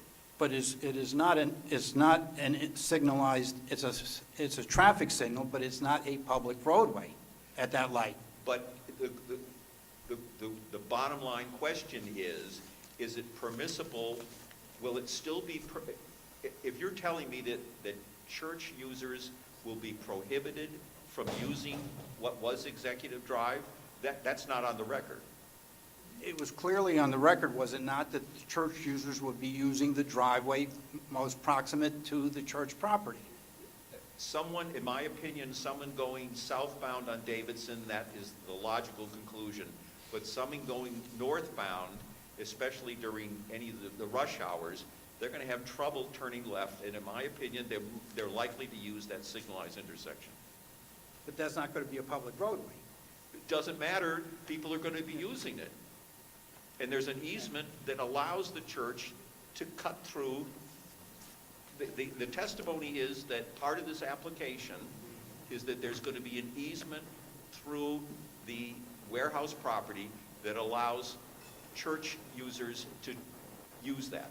To use the driveway closest to the church. That was the testimony, was it not? Then I misunderstood it. Yeah, you misunderstood that also. Okay. Just want to see what else you misunderstood. Objection. You indicated that it was your opinion that Lot 201 should be part of this application. Yes. Okay. Are there any you reviewed the site plans, did you not? Yes. Were there any improvements of any kind proposed on Lot 201? The only improvement that was proposed, there was a reference by your engineer to a pedestrian bridge across the stream. Okay, which is was an existing condition, it was going to be replaced, but it was not a new improvement.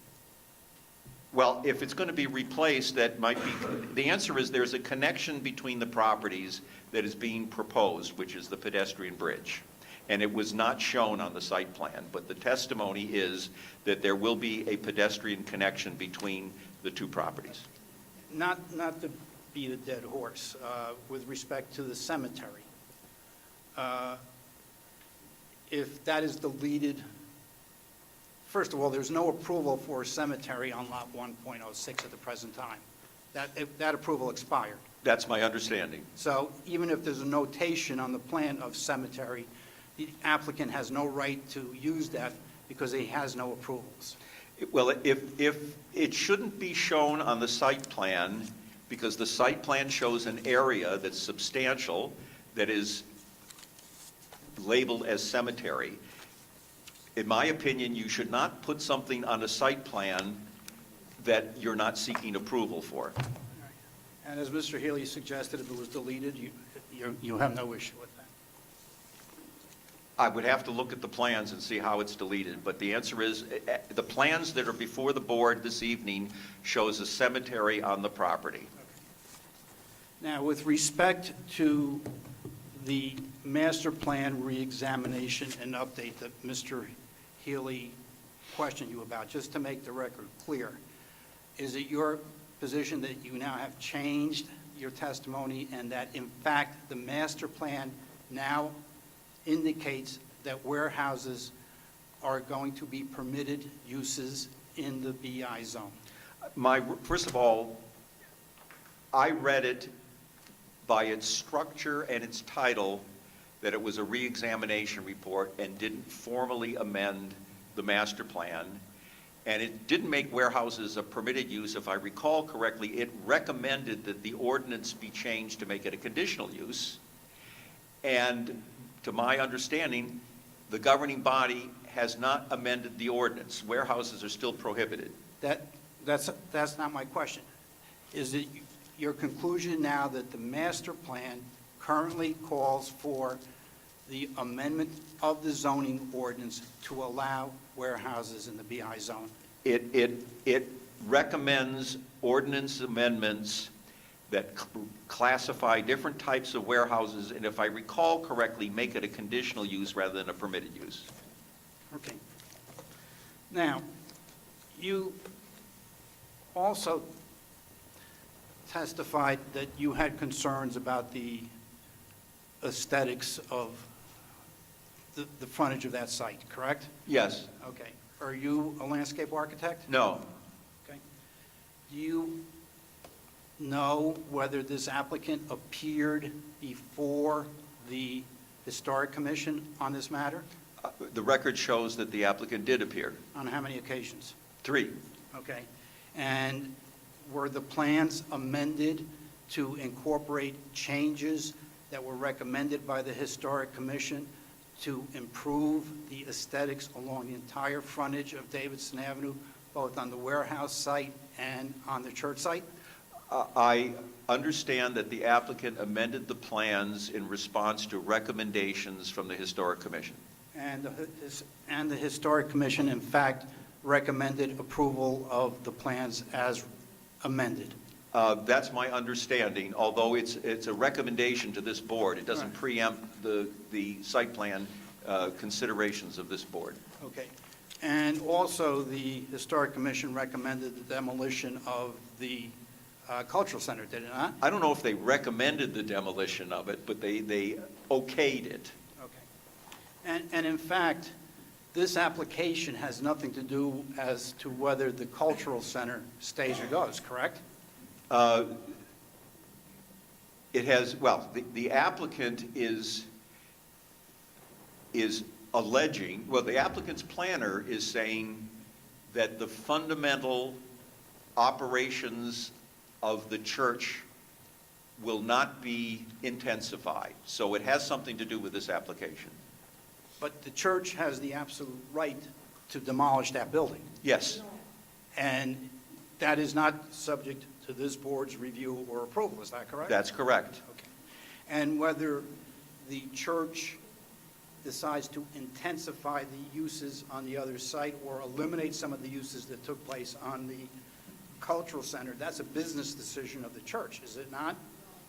It may, the proposal to do that is whatever, a business decision, but the fact that there are land use changes to non-permitted uses is an issue of variance approval. Correct, concerning the parking needs, parking requirements on the remaining site. It's everything, that the applicant is shifting, allegedly shifting some unknown, undefined functions across the stream to lot 1.02 with no description about what functions are going to be shifted, how big the building is, how much parking is, where the traffic's going. There is no evidence at all about the changes that are integrated into this subject application. There are going to be changes on lot 1.02. They are undefined and untestified to. Now, you indicate that this site is not, in your opinion, particularly suited for a warehouse. Yes, Did you review the decision of this board in the IDI application? yes, And the IDI application is the site directly next door to this site? it's across Executive Drive. No, it isn't, it's The next door. rear end of it, well, the rear end, I think they touch, but no one's building in that part. But the street is now vacated, so it's not across Executive Drive, these sites are abutting. But when that application was approved, they weren't abutting. But again, based on the recommendation of the board to vacate the street, ultimately, they would have been abutting, correct? Well, we don't know. The decision said that the applicant, IDI, had to use its, whatever, best efforts to request that the street be vacated, but that decision didn't depend on the vacation of the street. It assumed that there was going to be a church on the other side of Executive Drive.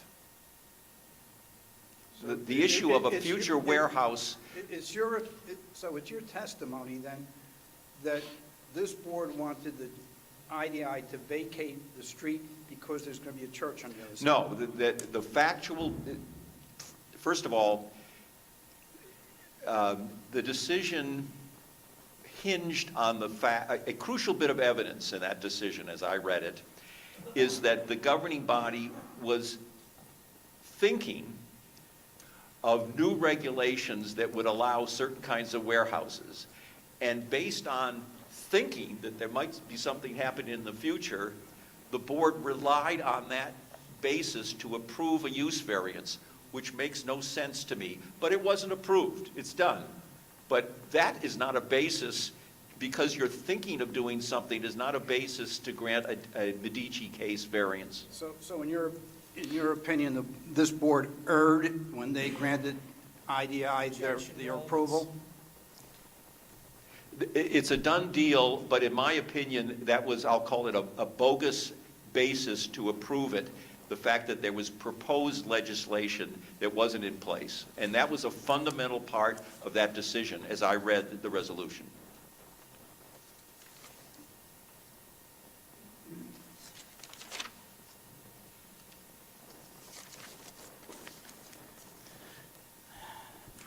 Now, you referenced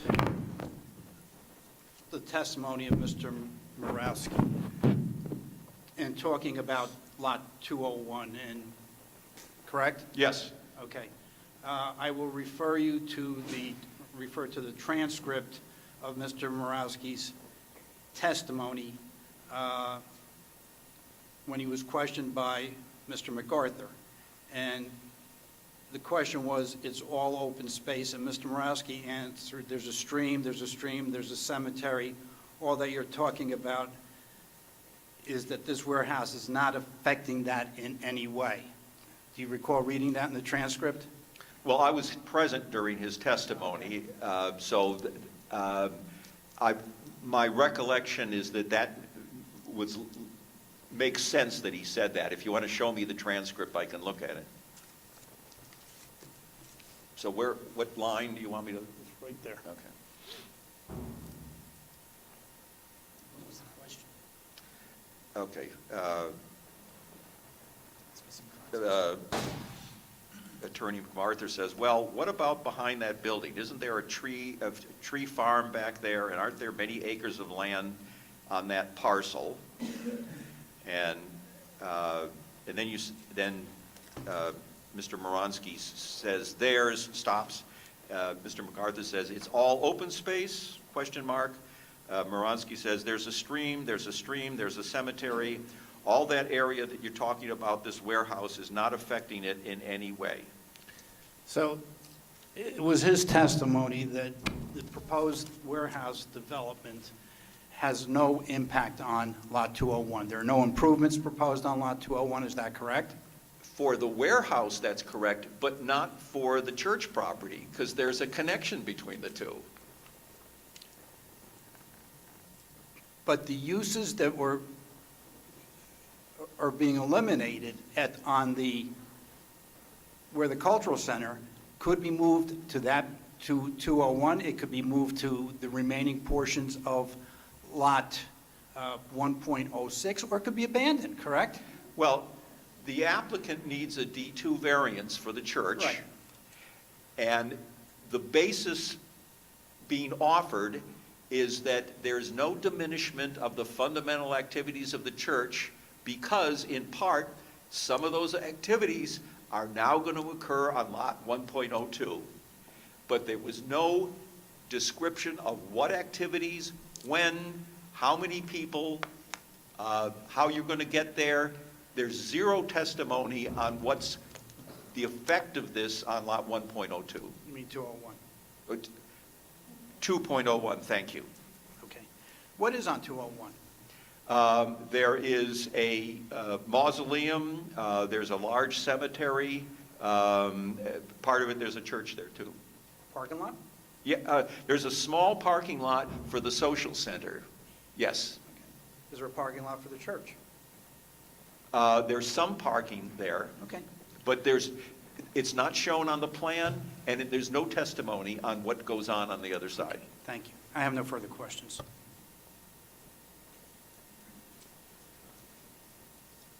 I'm just going to ask one question that's sort of has come up as you guys were going back and forth.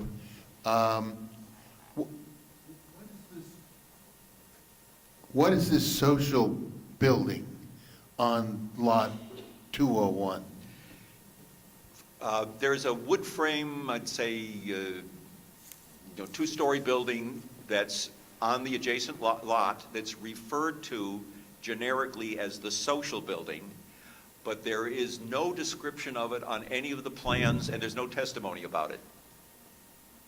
Except for the fact that it's going to be used. Yeah, except for the fact that Mr. Morawski said, don't worry, you think the use on the subdivision is going to be intensified. He's saying it's not going to be intensified because we're moving some of the stuff onto the social building. Okay. On 2.01. Okay. How big is that building? It's shown, let's see if I can, if you look at the cover of my report,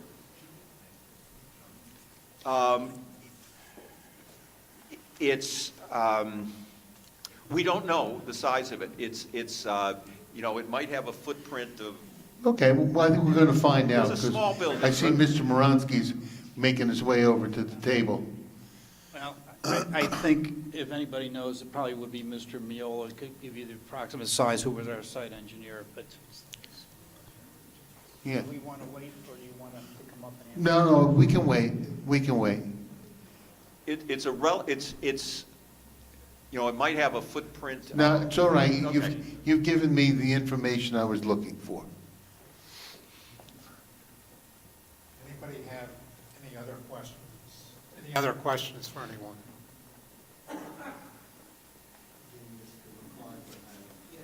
Redirect. Thanks.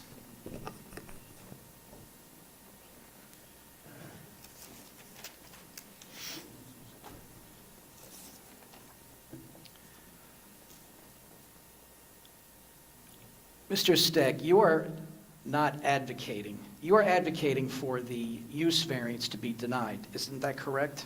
Well, I think despite the fact that the applicant is saying these are three separate applications, number one, the subdivision can't be separated from the D2 church application. The reason you need a D2 variance is because of the subdivision. In my opinion, none of the three applications warrant approval. Subdivision, the church, D2 intensification of the church, or especially the warehouse. Right, and I understand that that's your testimony. If you are, as to the lot where the warehouse is proposed to be, you are advocating, and your opinion is that the use variance on that lot should be denied, isn't that right? That is correct. And if the use variance is denied, that means the cultural center will not be demolished, isn't that correct? Well, it doesn't have to be demolished if that's denied.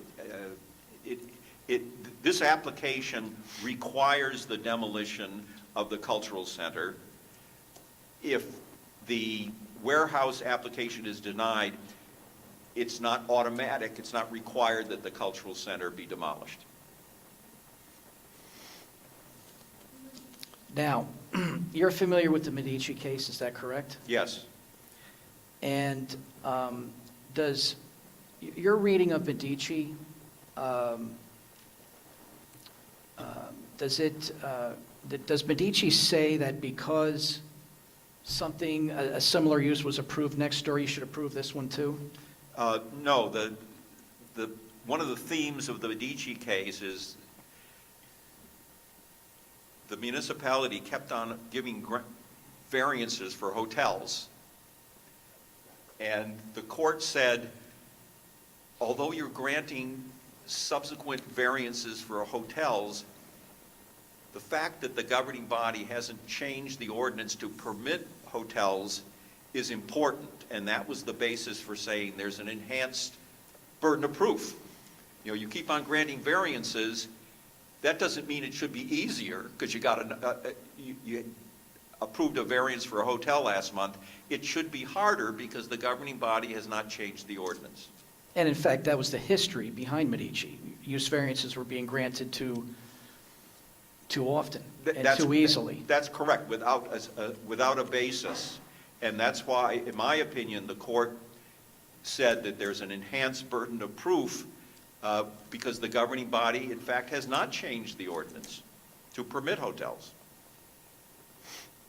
Now, on I'll call it the warehouse lot, would you agree with me that the impervious coverage on that lot is being increased significantly over what it is today? More than what is there today, Mr. Lanford? It is being increased more than there is today, Okay, substantially. thank you. And you can see that from looking at the photograph on the first page of my report, and then looking at the extent of pavement and building that's being proposed in the site plan. Finally, let's get back to Medici. Does Medici say that the applicant has to prove a substantial impairment to the reexamination plan or to the master plan? The Medici case refers to the traditional negative criteria, which is, in the municipal land use law, says no detriment to the zone plan. The zone plan is the master plan, is not the reexamination report. That's all the questions I have at the moment. Very, very quickly, just 2 quick questions. Just to be clear, you indicated on a question by Mr. MacArthur that the cultural center does not have to be demolished if this application was denied, correct? Correct. Okay, but it can be. The applicant has the right, well, I guess the applicant doesn't have the automatic right. It has to go before the historic, I guess, commission, because, but. Which he did. He did, but so. And- and- No, we don't want the it's inappropriate. That's a lie. That's inappropriate. Okay. Thank you. The applicant needs certain municipal approvals and historic preservation approvals in order to demolish the cultural center. Correct. And they're all procedural approvals. He has to make the applications and get the permits, and then he can knock it down. I don't know if they're all procedural. I don't know if that's a fact or not. He doesn't have to go to any board to get it approved to demolish it, correct? I don't know what the rules are with the historic commission. Some historic commissions have the ability to say, you have to try to market it as is for a year, and then if you can't market it, but I don't know the exact provisions of this municipality's historic preservation commission. But in this case, the historic commission reviewed it and indicated that the applicant has a right to demolish it. Is that correct? That's my understanding. Now, you also, in a question by Mr. MacArthur, talked about the increase in impervious coverage as a result of this application. Does the proposed warehouse building meet the impervious coverage requirements for the zone? Yes. Okay. So we're not seeking any variances or deviations for the impervious coverage, correct? If isolated from the fact that it's a warehouse use, you're correct. The number fits within the ordinance, presumably for a permitted use. Okay. And in fact, the plan includes stormwater management to handle the increase in impervious coverage, does it not? Yes, but the impact of impervious coverage is not just stormwater management. There's obviously a significant visual difference when you're paving a substantial portion of a site that's in green at the moment.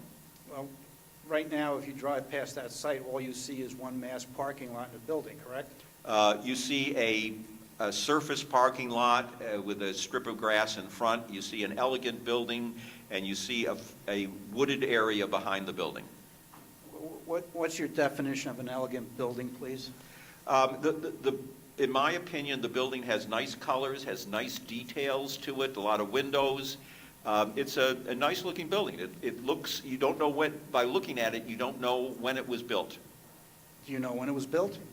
I think at one time I did, but I don't remember the date. Okay. Do you know what the condition of the building is, whether it has any structural defects, what the condition of the heating and air conditioning systems are? I don't know, and none of that is on the record this evening. Every weekend, we call the people. Thank you. Celebrate over that. Please. No further You're questions. close to getting removed. You're close to getting removed. Do you want to stay? Do you want to stay?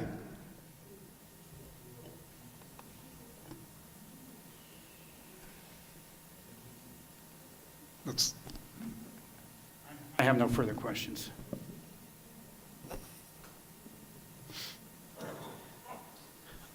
Mr. Steck, does an increase of impervious coverage have an impact on preserving light, air, and open space? Yes, it has both, there are impacts in terms of stormwater runoff, but there are also significant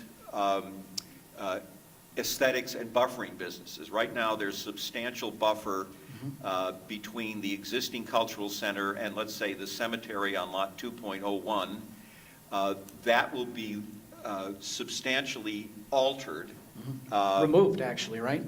Excuse me? The pavement buffer. will come a lot closer to the cemetery lot 2.01.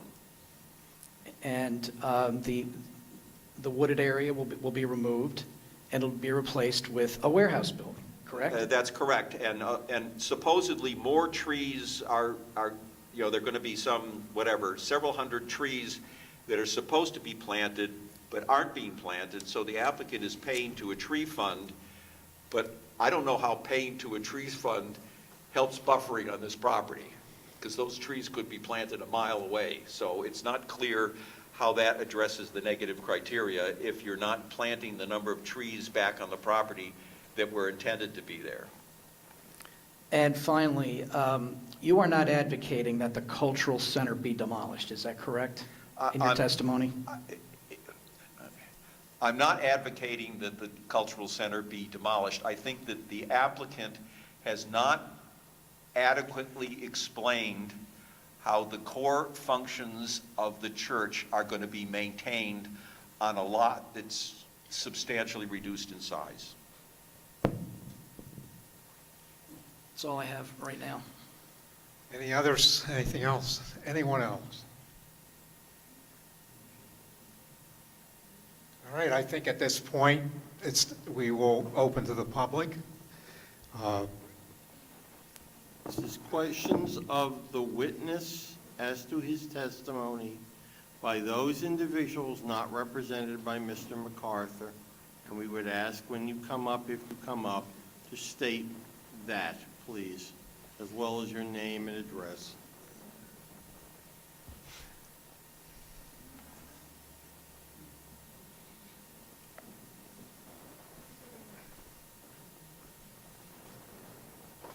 Hello, my name is Valeria Vornichenko, and I live on 265 Maple Avenue, Denellen.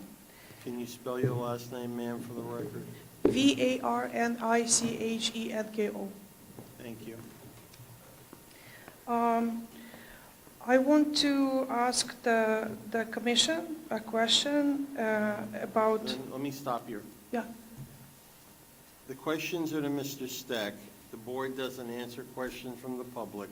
And the public portion at this Okay. moment is to ask as to his testimony. Okay. What's his name again?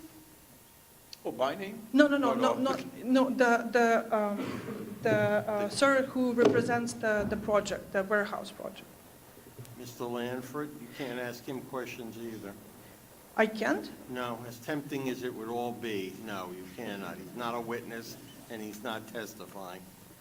Okay. Well, my question is about whether the Environmental Commission approved this project.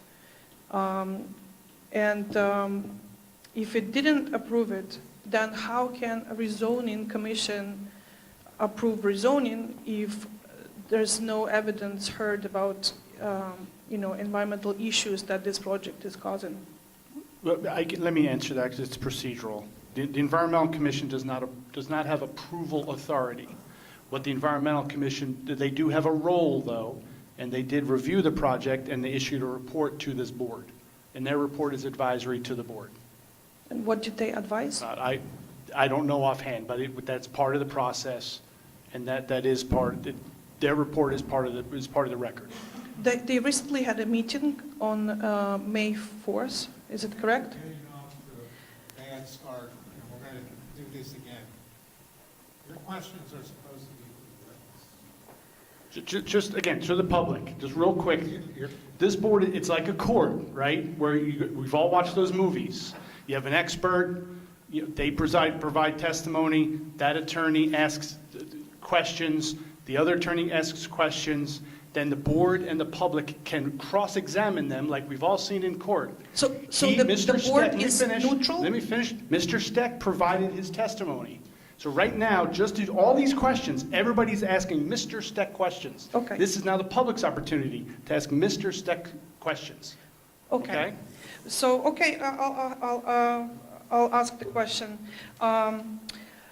So, Mr. Planner, like, you're a professional, you've been, doing this all your life, and you certainly know about the recently,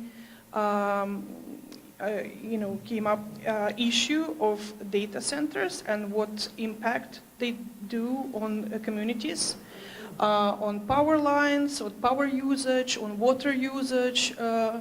So did you consider reviewing this project with regards on the possibility of a proposed warehouse being used for as a data center, which will significantly, influence the lives of the whole town and probably the whole county. And I also want to support this idea that this warehouse is probably going to be used as a data center, because you've been questioning There's why. there's no application here for a data center. Yeah, We're gonna have a because your board allowed the did you B1 hear zone his to be testimony? used for data centers. Did you hear his testimony? This is a planner. I'm going to make a broad assumption. You're an objector to this application. This is a planner that's here on your behalf.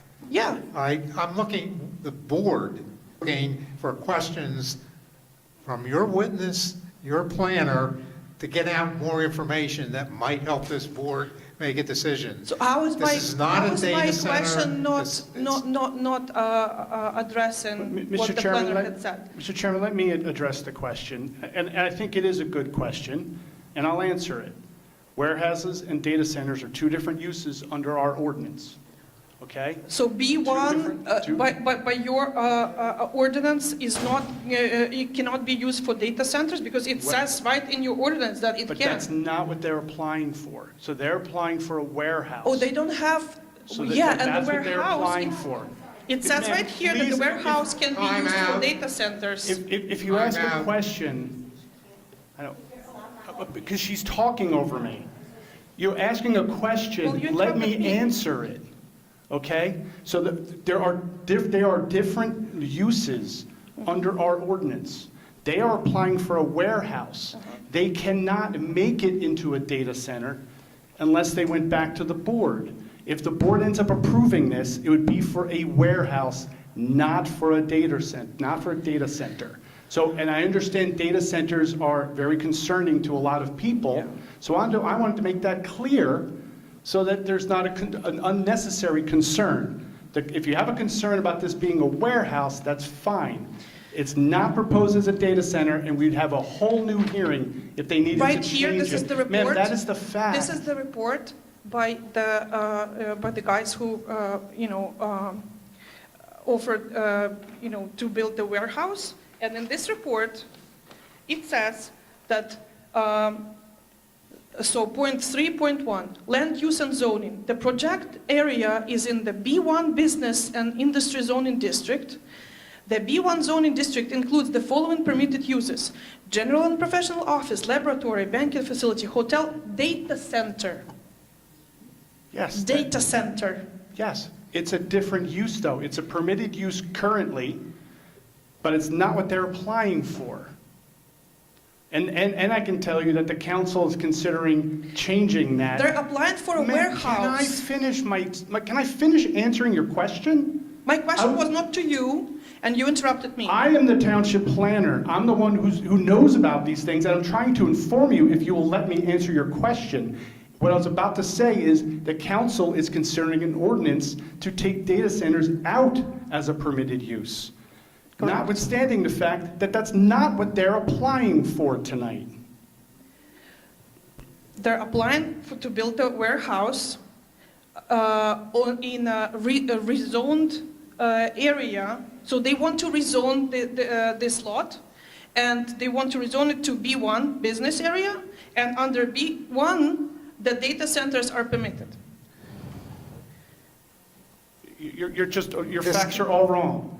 It's already in the BI zone, and so they're not rezoning anything. They're here because warehouses are not a permitted use in the BI zone, and they're asking this board for special permission, called a use variance, to allow them to build a warehouse.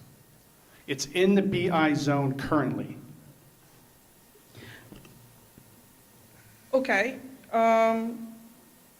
but they cannot build data center in Ukrainian Cultural Center building. They need a warehouse for that.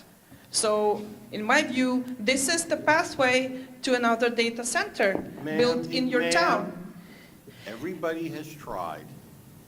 Do you have a question for Mr. Steck, yes or no? Yes, If do you so, agree with ask my it. theory that No, not a they- theory. Ask a direct question. That's a question. Do you Madam? agree? That's how the question starts. Do you agree with my theory that the reason why they want to, this particular site in such a close proximity to I-287, because there's a significant electrical, highway underneath, Okay. along Okay, I-287, ma'am, so I'm they sorry. want to connect to that. I'm sorry. And Would you please sit down? why? We need cooperation.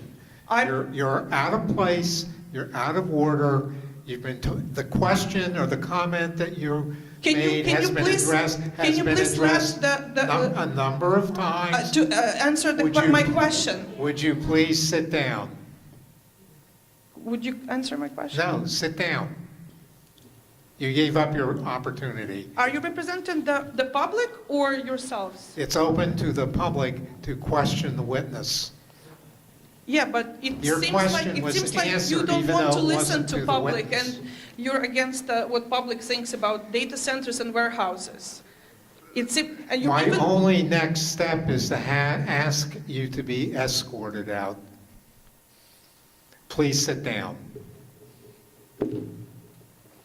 there's going to be a data center in that place.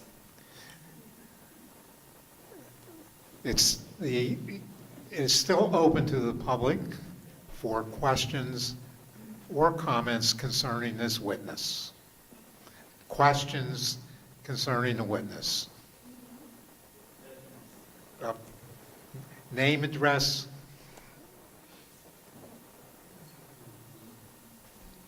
Name of Всеволод Мирный. Всеволод Мирный. What first and last name? Okay. VSEVOLOD MYRNYI.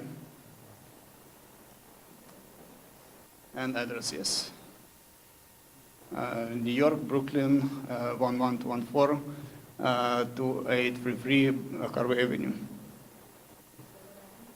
Harvey. So question to the planner, as I understood, do you think it is the way to the data centers from the warehouse or no? The applicant is not requesting approval for a data center. So that's not, I think, a consideration in this proceeding. If the applicant were proposing a data center, it would be a permitted use in the zone, and it would potentially go to the planning board, a different board. This is not being proposed at a data center, and my experience tells me that this is too small to be a data center.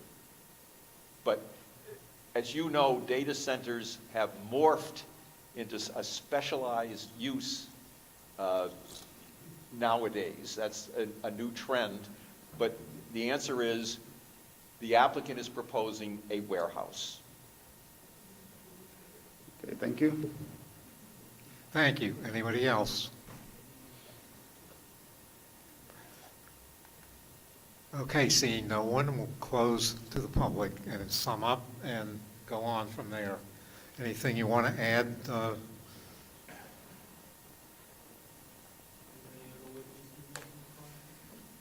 do.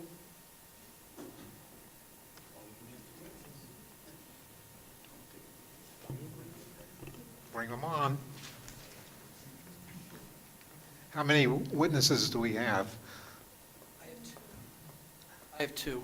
All right, then we're obviously not going to finish at 10 o'clock tonight, the hearing by the usual time. So is this a witness you can deal with in 15 minutes? I can try to deal with one witness within the time left, yes. Go ahead, bring him up. Okay. Can I Yep. inquire as to the nature of the two witnesses, the nature of their testimony in general? I have one witness who will be testifying right now as to the cultural center itself. And the other witness, frankly, will be addressing some of the allegations that were made against them at the earlier portions of these hearings.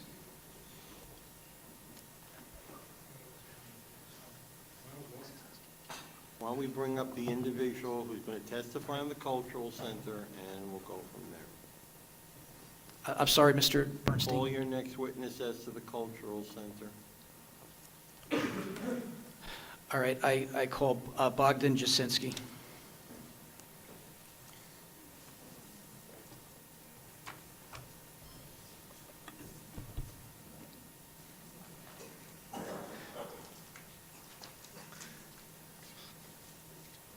Hi. Raise your right hand, sir. Testimony you're about to give is the truth, the whole truth, and nothing but the truth, so help you God? Yes, I do. You state your full name, spell your last name, and possibly your first, depending on the understanding of the stenographer, where you reside and who you are affiliated with. My first name is Bogdan, B-O-G-D-A-N. Last name Jasinski, J-A-S-I-N-S-K-I. I live at 1 Opposite Court, Morganville, New Jersey, 07751. Anything else? You're going to have to get closer to the mic, sir, as if you were a rock star. Mr. MacArthur, your witness. Having a little trouble with the mic here. Mr. Jasinski, tell us what the Cultural Center is and what it stands for. I believe I already made that statement at the first. MacArthur, before you even testifies, can we get some foundation as to his involvement with the cultural center or the owner of the property, so we can have at least context for the board? Certainly. I just wanted to get right to the point because the hour's getting late. Mr. Jasinski, could you please tell us the experience that you and your family have had with the Cultural Center and over how many years that experience has taken place? Objection. It has no relevance to the application. Well, I mean, we're talking about, your application is calling for the demolition of this building. Yes, it is. And you've had a witness that's testified that, everything that's going on there now can take place, just up the street a little ways. And, and that's, why I'm presenting this witness. It's to counter your planner's testimony because because factually it's not correct. Whether the activities, to the extent that there are numerous activities in the cultural center, and the testimony was that some of them will be relocated on the site next door, period. Not to the same, they could be to the same extent, to a greater extent. But the issue is not whether there were activities that took place at the cultural center. There were commercial activities there were religious activities, and there were cultural activities. We admit that. But we also, as admitted by Mr. Steck, have the right to demolish it. And even if we demolished it and had no activities going on next door, we have the right to do that. This board can't legislate what activities that are going on in the cultural center now have to go on next door. It's irrelevant. It's not relevant because you had a planner that testified that that certain things that were going on at the cultural center would be moved to a different location. And he basically gave net testimony on that issue. So I think this board has a right to hear a little bit of context to what actually is going on at the cultural center, But isn't and not net opinion. Isn't this ultimately a church decision? You know, they have to decide whether there are too many activities and where they need to be placed. And it's not we have no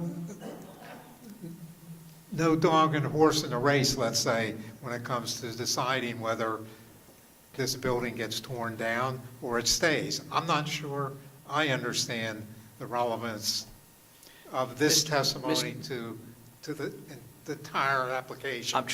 There was a witness that testified that activities from this cultural center would be moved to a different location on the property. And I am presenting this witness to contest that testimony. What's it have to do with us granting a variance or It may have approving something. a warehouse? Well, it may have something to do with your fact finding and whether or not you grant this variance. Instead of It is. wasting your time, go ahead and start. But if this is going down a dead end, we're going to stop it. Because we have listened to months of irrelevant comments. We've been part of a feud between the church hierarchy and the members of the church that we have no business being involved in. The cultural center is there. If we approve the application, it will go. If we don't approve it, they might, as your planner mentioned, they might keep it, they might not keep it. And any activities that move from the cultural center to the other building, I'm sure if they're inappropriate, they'll be discovered, or if there are too many issues with them, it'll come to code enforcement and be back before this board again. Mr. Chairman, Mr. Thomas also- wait a second. Mr. Chairman, I've given the reasons why I believe this witness should testify. I believe it to be relevant. And, I have made good faith arguments throughout these proceedings, and I would ask that the board hear Mr. Jasinski's testimony. I've been proceeding in good faith here since day one. So Let's hear it, and please keep it relevant. I can keep it, it's not going to take that long. Just one other thing for a point of clarification, Mr. Thomas. You indicated that statements were from members of the congregation, and I think the last meeting used the word parishioners. I just wanted to be clear that none of these people are members of the congregation or are parishioners. They are not on the... That's not what this witness is being Okay. presented for. Folks, This witness is being presented Mr. Lanford. because he has a myriad of experience with this cultural center over many years. Instead of prejudging this witness's testimony, I would respectfully ask that he be allowed to give it. Mr. MacArthur, the discussion a moment ago was to ask Mr. Lanford to stop characterizing things. I'd ask you to do the same. If your witness is going to testify as to issues involving the cultural center, let's keep to it and keep it on track. I intend to. Go ahead. Thank you. I believe, Mr. Jasinski, there is a existing question on the record, which you were not allowed to answer, concerning what is you and your family's experience with this center over the course of your family's lifetimes, and how long has that been? It goes back to mid-70s. Oh, yeah. There you go. My experience with this cultural center and the church goes back into mid-70s, 76, 77 was the first time I've attended this church. My kids went to school there. Back in the 80s, I have a picture of my son who currently is a successful physician, who also is a commander in the Navy. Right now is being at a training. Potentially, he might not have to leave the country. my grandkids are attending and were attending until very recently Ukrainian school there until priests decided to sort of dismiss the education. As you can see behind me, we've got all these people. Okay, cultural center has been driven to dilapidated situation. My opinion, probably intentionally. I have met with Bishop Daniel. He said they have no money to fix it. I said, I'll organize money. He said, let's talk about it. That meeting never happened. I met with him second time. I said, Bishop Daniel, let's meet again and let's talk about getting money to fix the roof and let's get the money to fix the air condition. Okay, let's do it hopefully next week. I call next week. He's in Canada, he's in Chicago, he's all over. There's no time. So ultimately, that meeting never happened. I've met with Bishop and Anthony, asking him if I could have a word with him. The answer was, I know what you talk about. This is none of your interest. This is a church business.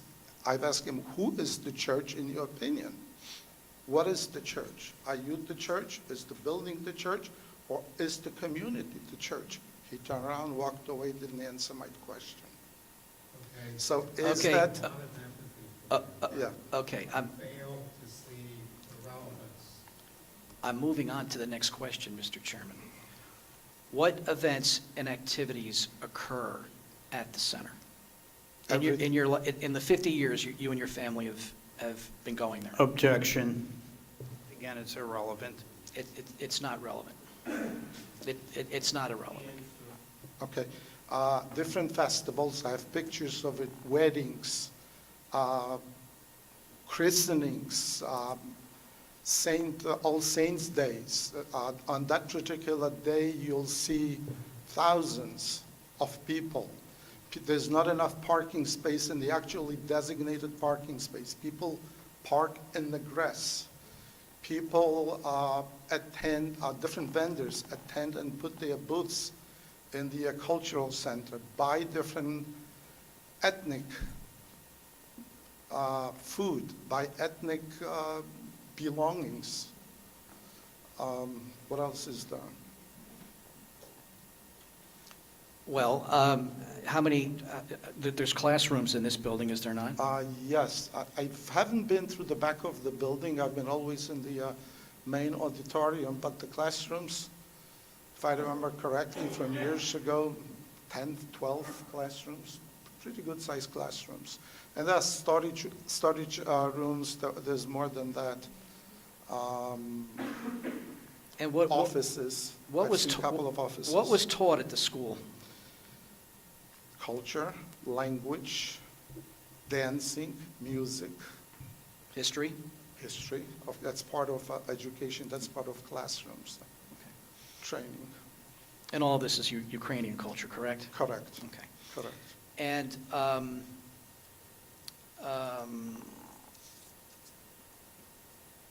when was this school in session? Usually Saturdays. Okay. Saturday, I was a Saturday school. Now, Mr. Jasinski, have you been present at all of these hearings? These, yes. Yes. You haven't missed a single one. Yes. And were you present when you heard Mr. Moronsky's testimony that the alternate space elsewhere on this property in the social area of another building was sufficient? Did you hear that testimony? Yes, I did. And what is your opinion? Well, first of all, how big is the auditorium that is in the cultural center? It's huge. It's bigger than this room. Okay. And is that, to your knowledge, is that building bigger or smaller, that the auditorium, that is, than where these activities are proposed to go to? I think this is the moment we cross the Maginot line. The witness is not qualified to give planning or engineering or architectural testimony, is he, Mr. MacArthur? Is he? No, he's not an expert, Okay. but So I the mean, point- he has enough lay experience with this building to know whether or not the alternate space is sufficient, as Mr. Moronsky testified. No, he isn't. He's not Well, qualified. You may believe he's qualified, but he's not here. He's here as a factual witness relative to what is going on in the cultural center. I assume in the support of the objector's argument that the planning testimony of the applicant misleads, my words, misleads the board into somehow not granting the variance because the current remaining space will not be sufficient to meet the needs. Am I wrong? That's the testimony. That's the testimony So, that I'm trying to the elicit. extent he has anything to add to that issue, he can testify.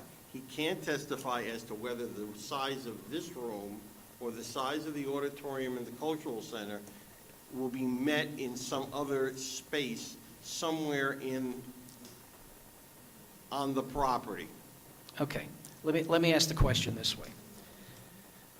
Mr. Jasinski, the cultural center, the auditorium with the christenings, marriages, funerals, festivals, the storage space for the artifacts, the library that's there, the classrooms.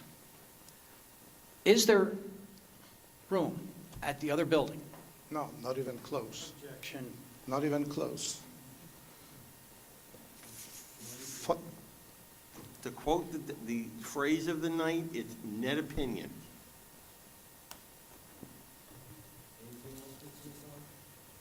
It's in my opinion, it's proper lay opinion, based upon his experience with this. It's net opinion, which you're entitled to provide. I'm just indicating that in the absence of professional expert testimony, it's his belief, which he is more than entitled to have.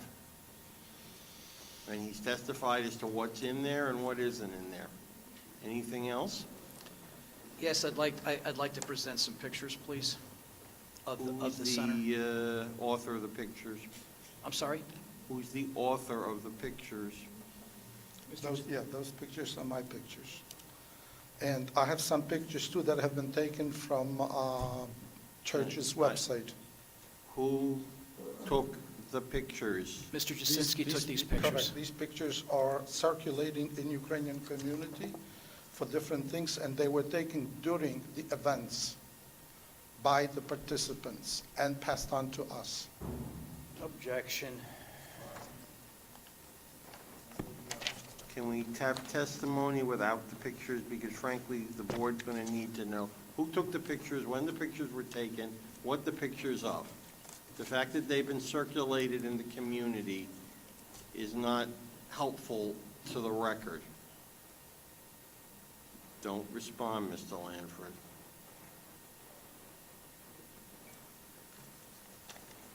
Sir, can you indicate the pictures show what? Should we mark it? Yeah. The pictures show hall with events happening. I have quite a few of them. I'll show you one picture No, that has yeah, been no. taken by me. Why don't we mark them one at a time? We're not marking them unless you've got a proffer as to who created these pictures. Mr. And Jasinski, you're do we know who going to took the put pictures? that person on the That record. picture I do not. That Okay. picture I do. Which picture? I'm This picture I allowing do. Okay, who took that your picture? That your was my witness wife. to indicate what they show. This classroom was also mine. Okay, all right, hold on. Where's the picture Yeah. of, that your wife took? This one? She could testify herself. She's at a microphone. She took Call her. this picture. Okay. She took this picture, she took this picture, she took this picture. She took this, and she's got 1,000 other pictures on her cell phone. And so does this picture. Let me ask a question. Is there anything in any of these pictures that's different from the testimony that's been given?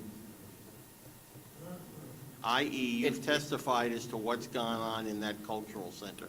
Are there anything in those pictures that is different from what you have testified as to what has gone on in the cultural center? Could I show this as a comparison? Well, let me answer the question, Mr. Mr. MacArthur? Jasinski. This is The- the- this well, is the- Mr. Jasinski, let me answer the attorney's question. Mr.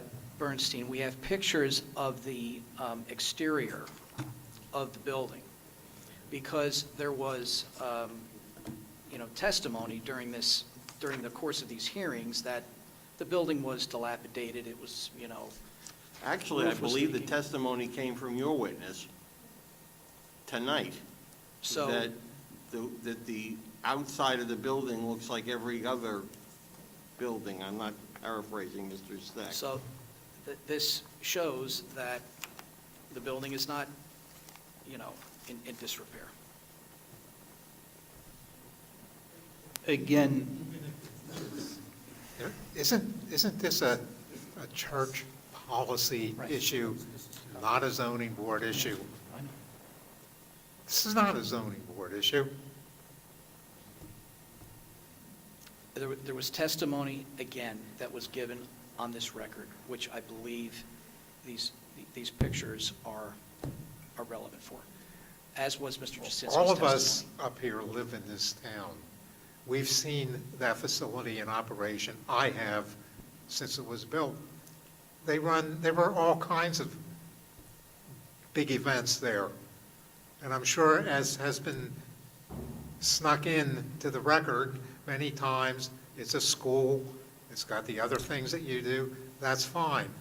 I truly have empathy for all of you people sitting here that are upset with this, but you're taking your fight to the wrong place.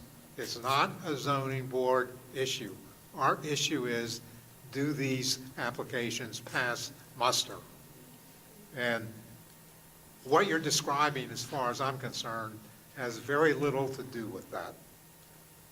And your own witness said same thing, basically. It can stay or it can be torn down. And it has to, he was not, and he clarified his testimony that he was not advocating on having this No, but building he was torn saying down. what could happen as a result of what happens here. This is a church issue. It's not a zoning board issue. It is a board issue, Mr. Chairman, when a witness testifies that things that took place here are being moved to another location. Then, if the building facade, the building existence is an issue according to your client related to this application, the person to testify to that is sitting in the first row with his laptop up. And that's your planner. And his testimony was the building was what it was. So this gentleman isn't going to change the professional opinion unless you want to recall Mr. Steck and have him testify as to the building facade, which, by the way, is not going to make a difference one way or the other when it comes to this application.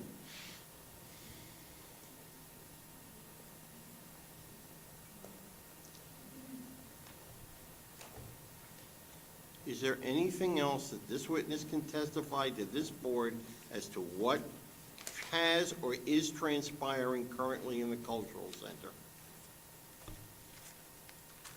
Not what it looks like, not whether or not the bishops want to or don't want to repair the roof.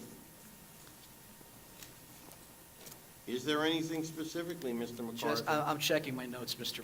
Bernstein.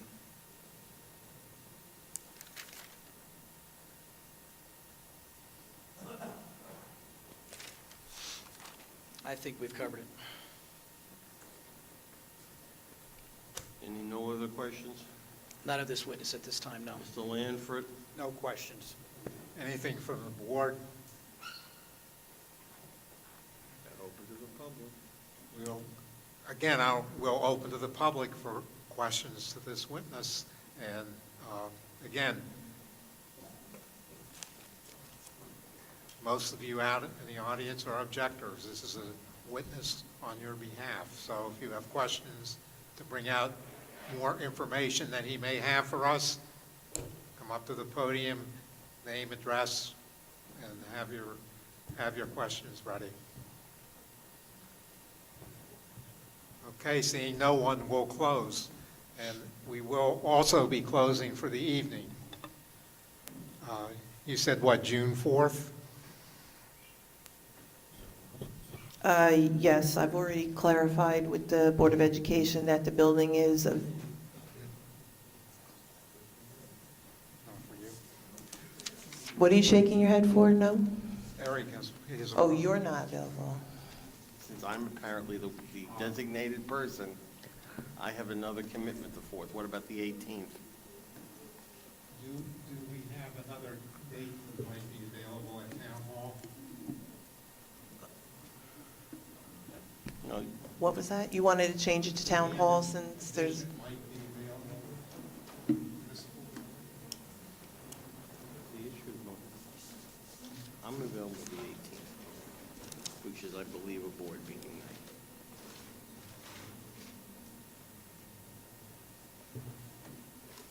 I have a prior commitment on the 4th.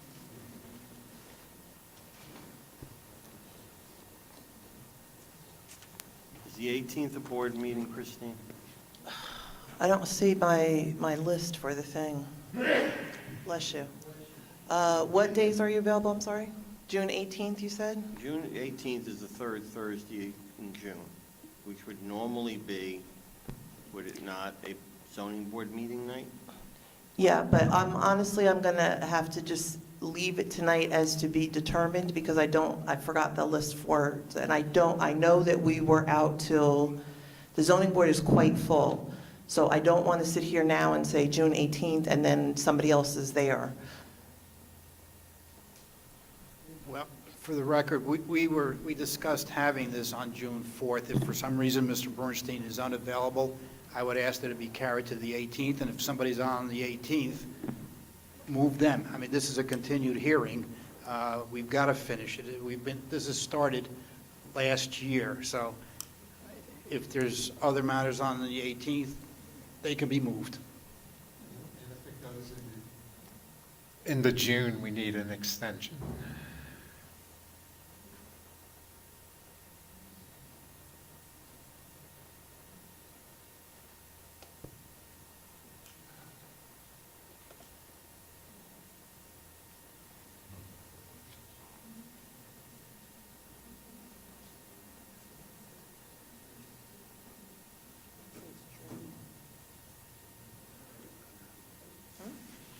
We're just checking something procedurally. July 31st for an extension, Mr. Lanford?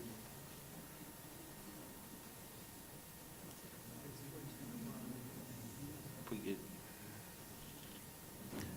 All right, that's the best I'll do. I apologize. I had a rehab and I grabbed everything. I forgot to grab that sheet. So I guess we'll move it to June 18th. I'll have to call the people who, because I know the zoning board is full. So I'll call the people who are on June 18th. Tell them that they may or may not be reached. I I'm sorry? wouldn't cancel it, but they may or may not be reached on the night of the 18th.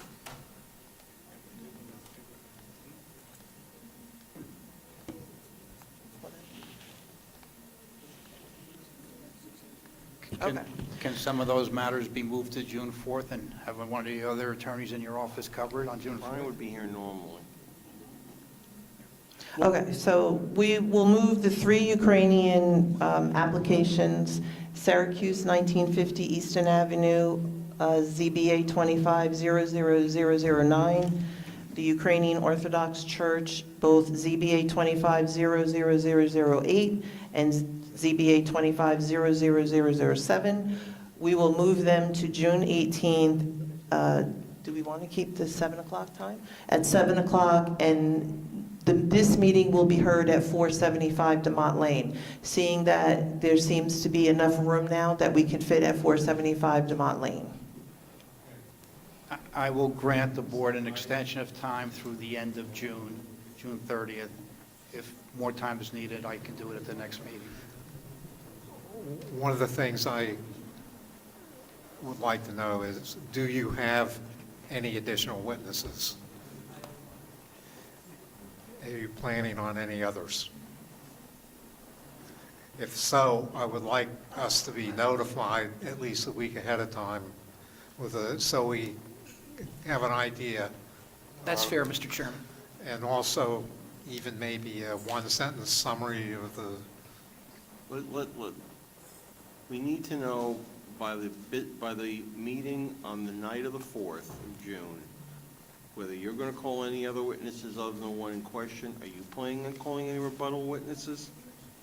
I may want to ask Mr. Healy or Mr. Housen a couple of questions. I'm not sure I'm going to call rebuttal witnesses. I don't know whether, depending on what you're going to ask, I'm going to let you question Mr. Mazzi or Mr. Healy.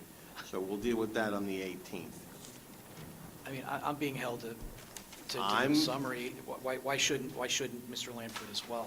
So, Calling any rebuttal witnesses, we need to know by the 4th. If you choose, Peter, not to call them, I'll let you know.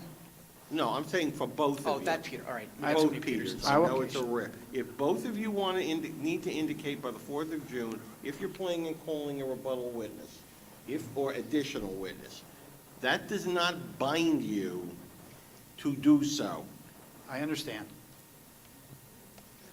okay, anything else? We need a motion to carry this meeting, Mr. Chairman, to Thursday, June 18th, 2026, at 7 p.m. or soon thereafter, as the matter may be heard, at the Franklin Township Municipal Building, 475 DeMott Lane, Somerset, New Jersey, with the time of decision extended through June 30th, 2026. Second. Somebody make, You said 7 PM, right? Moved. So don't come here. Go to the Franklin Township Town Hall for the next meeting, okay? Moved. Second. Aye.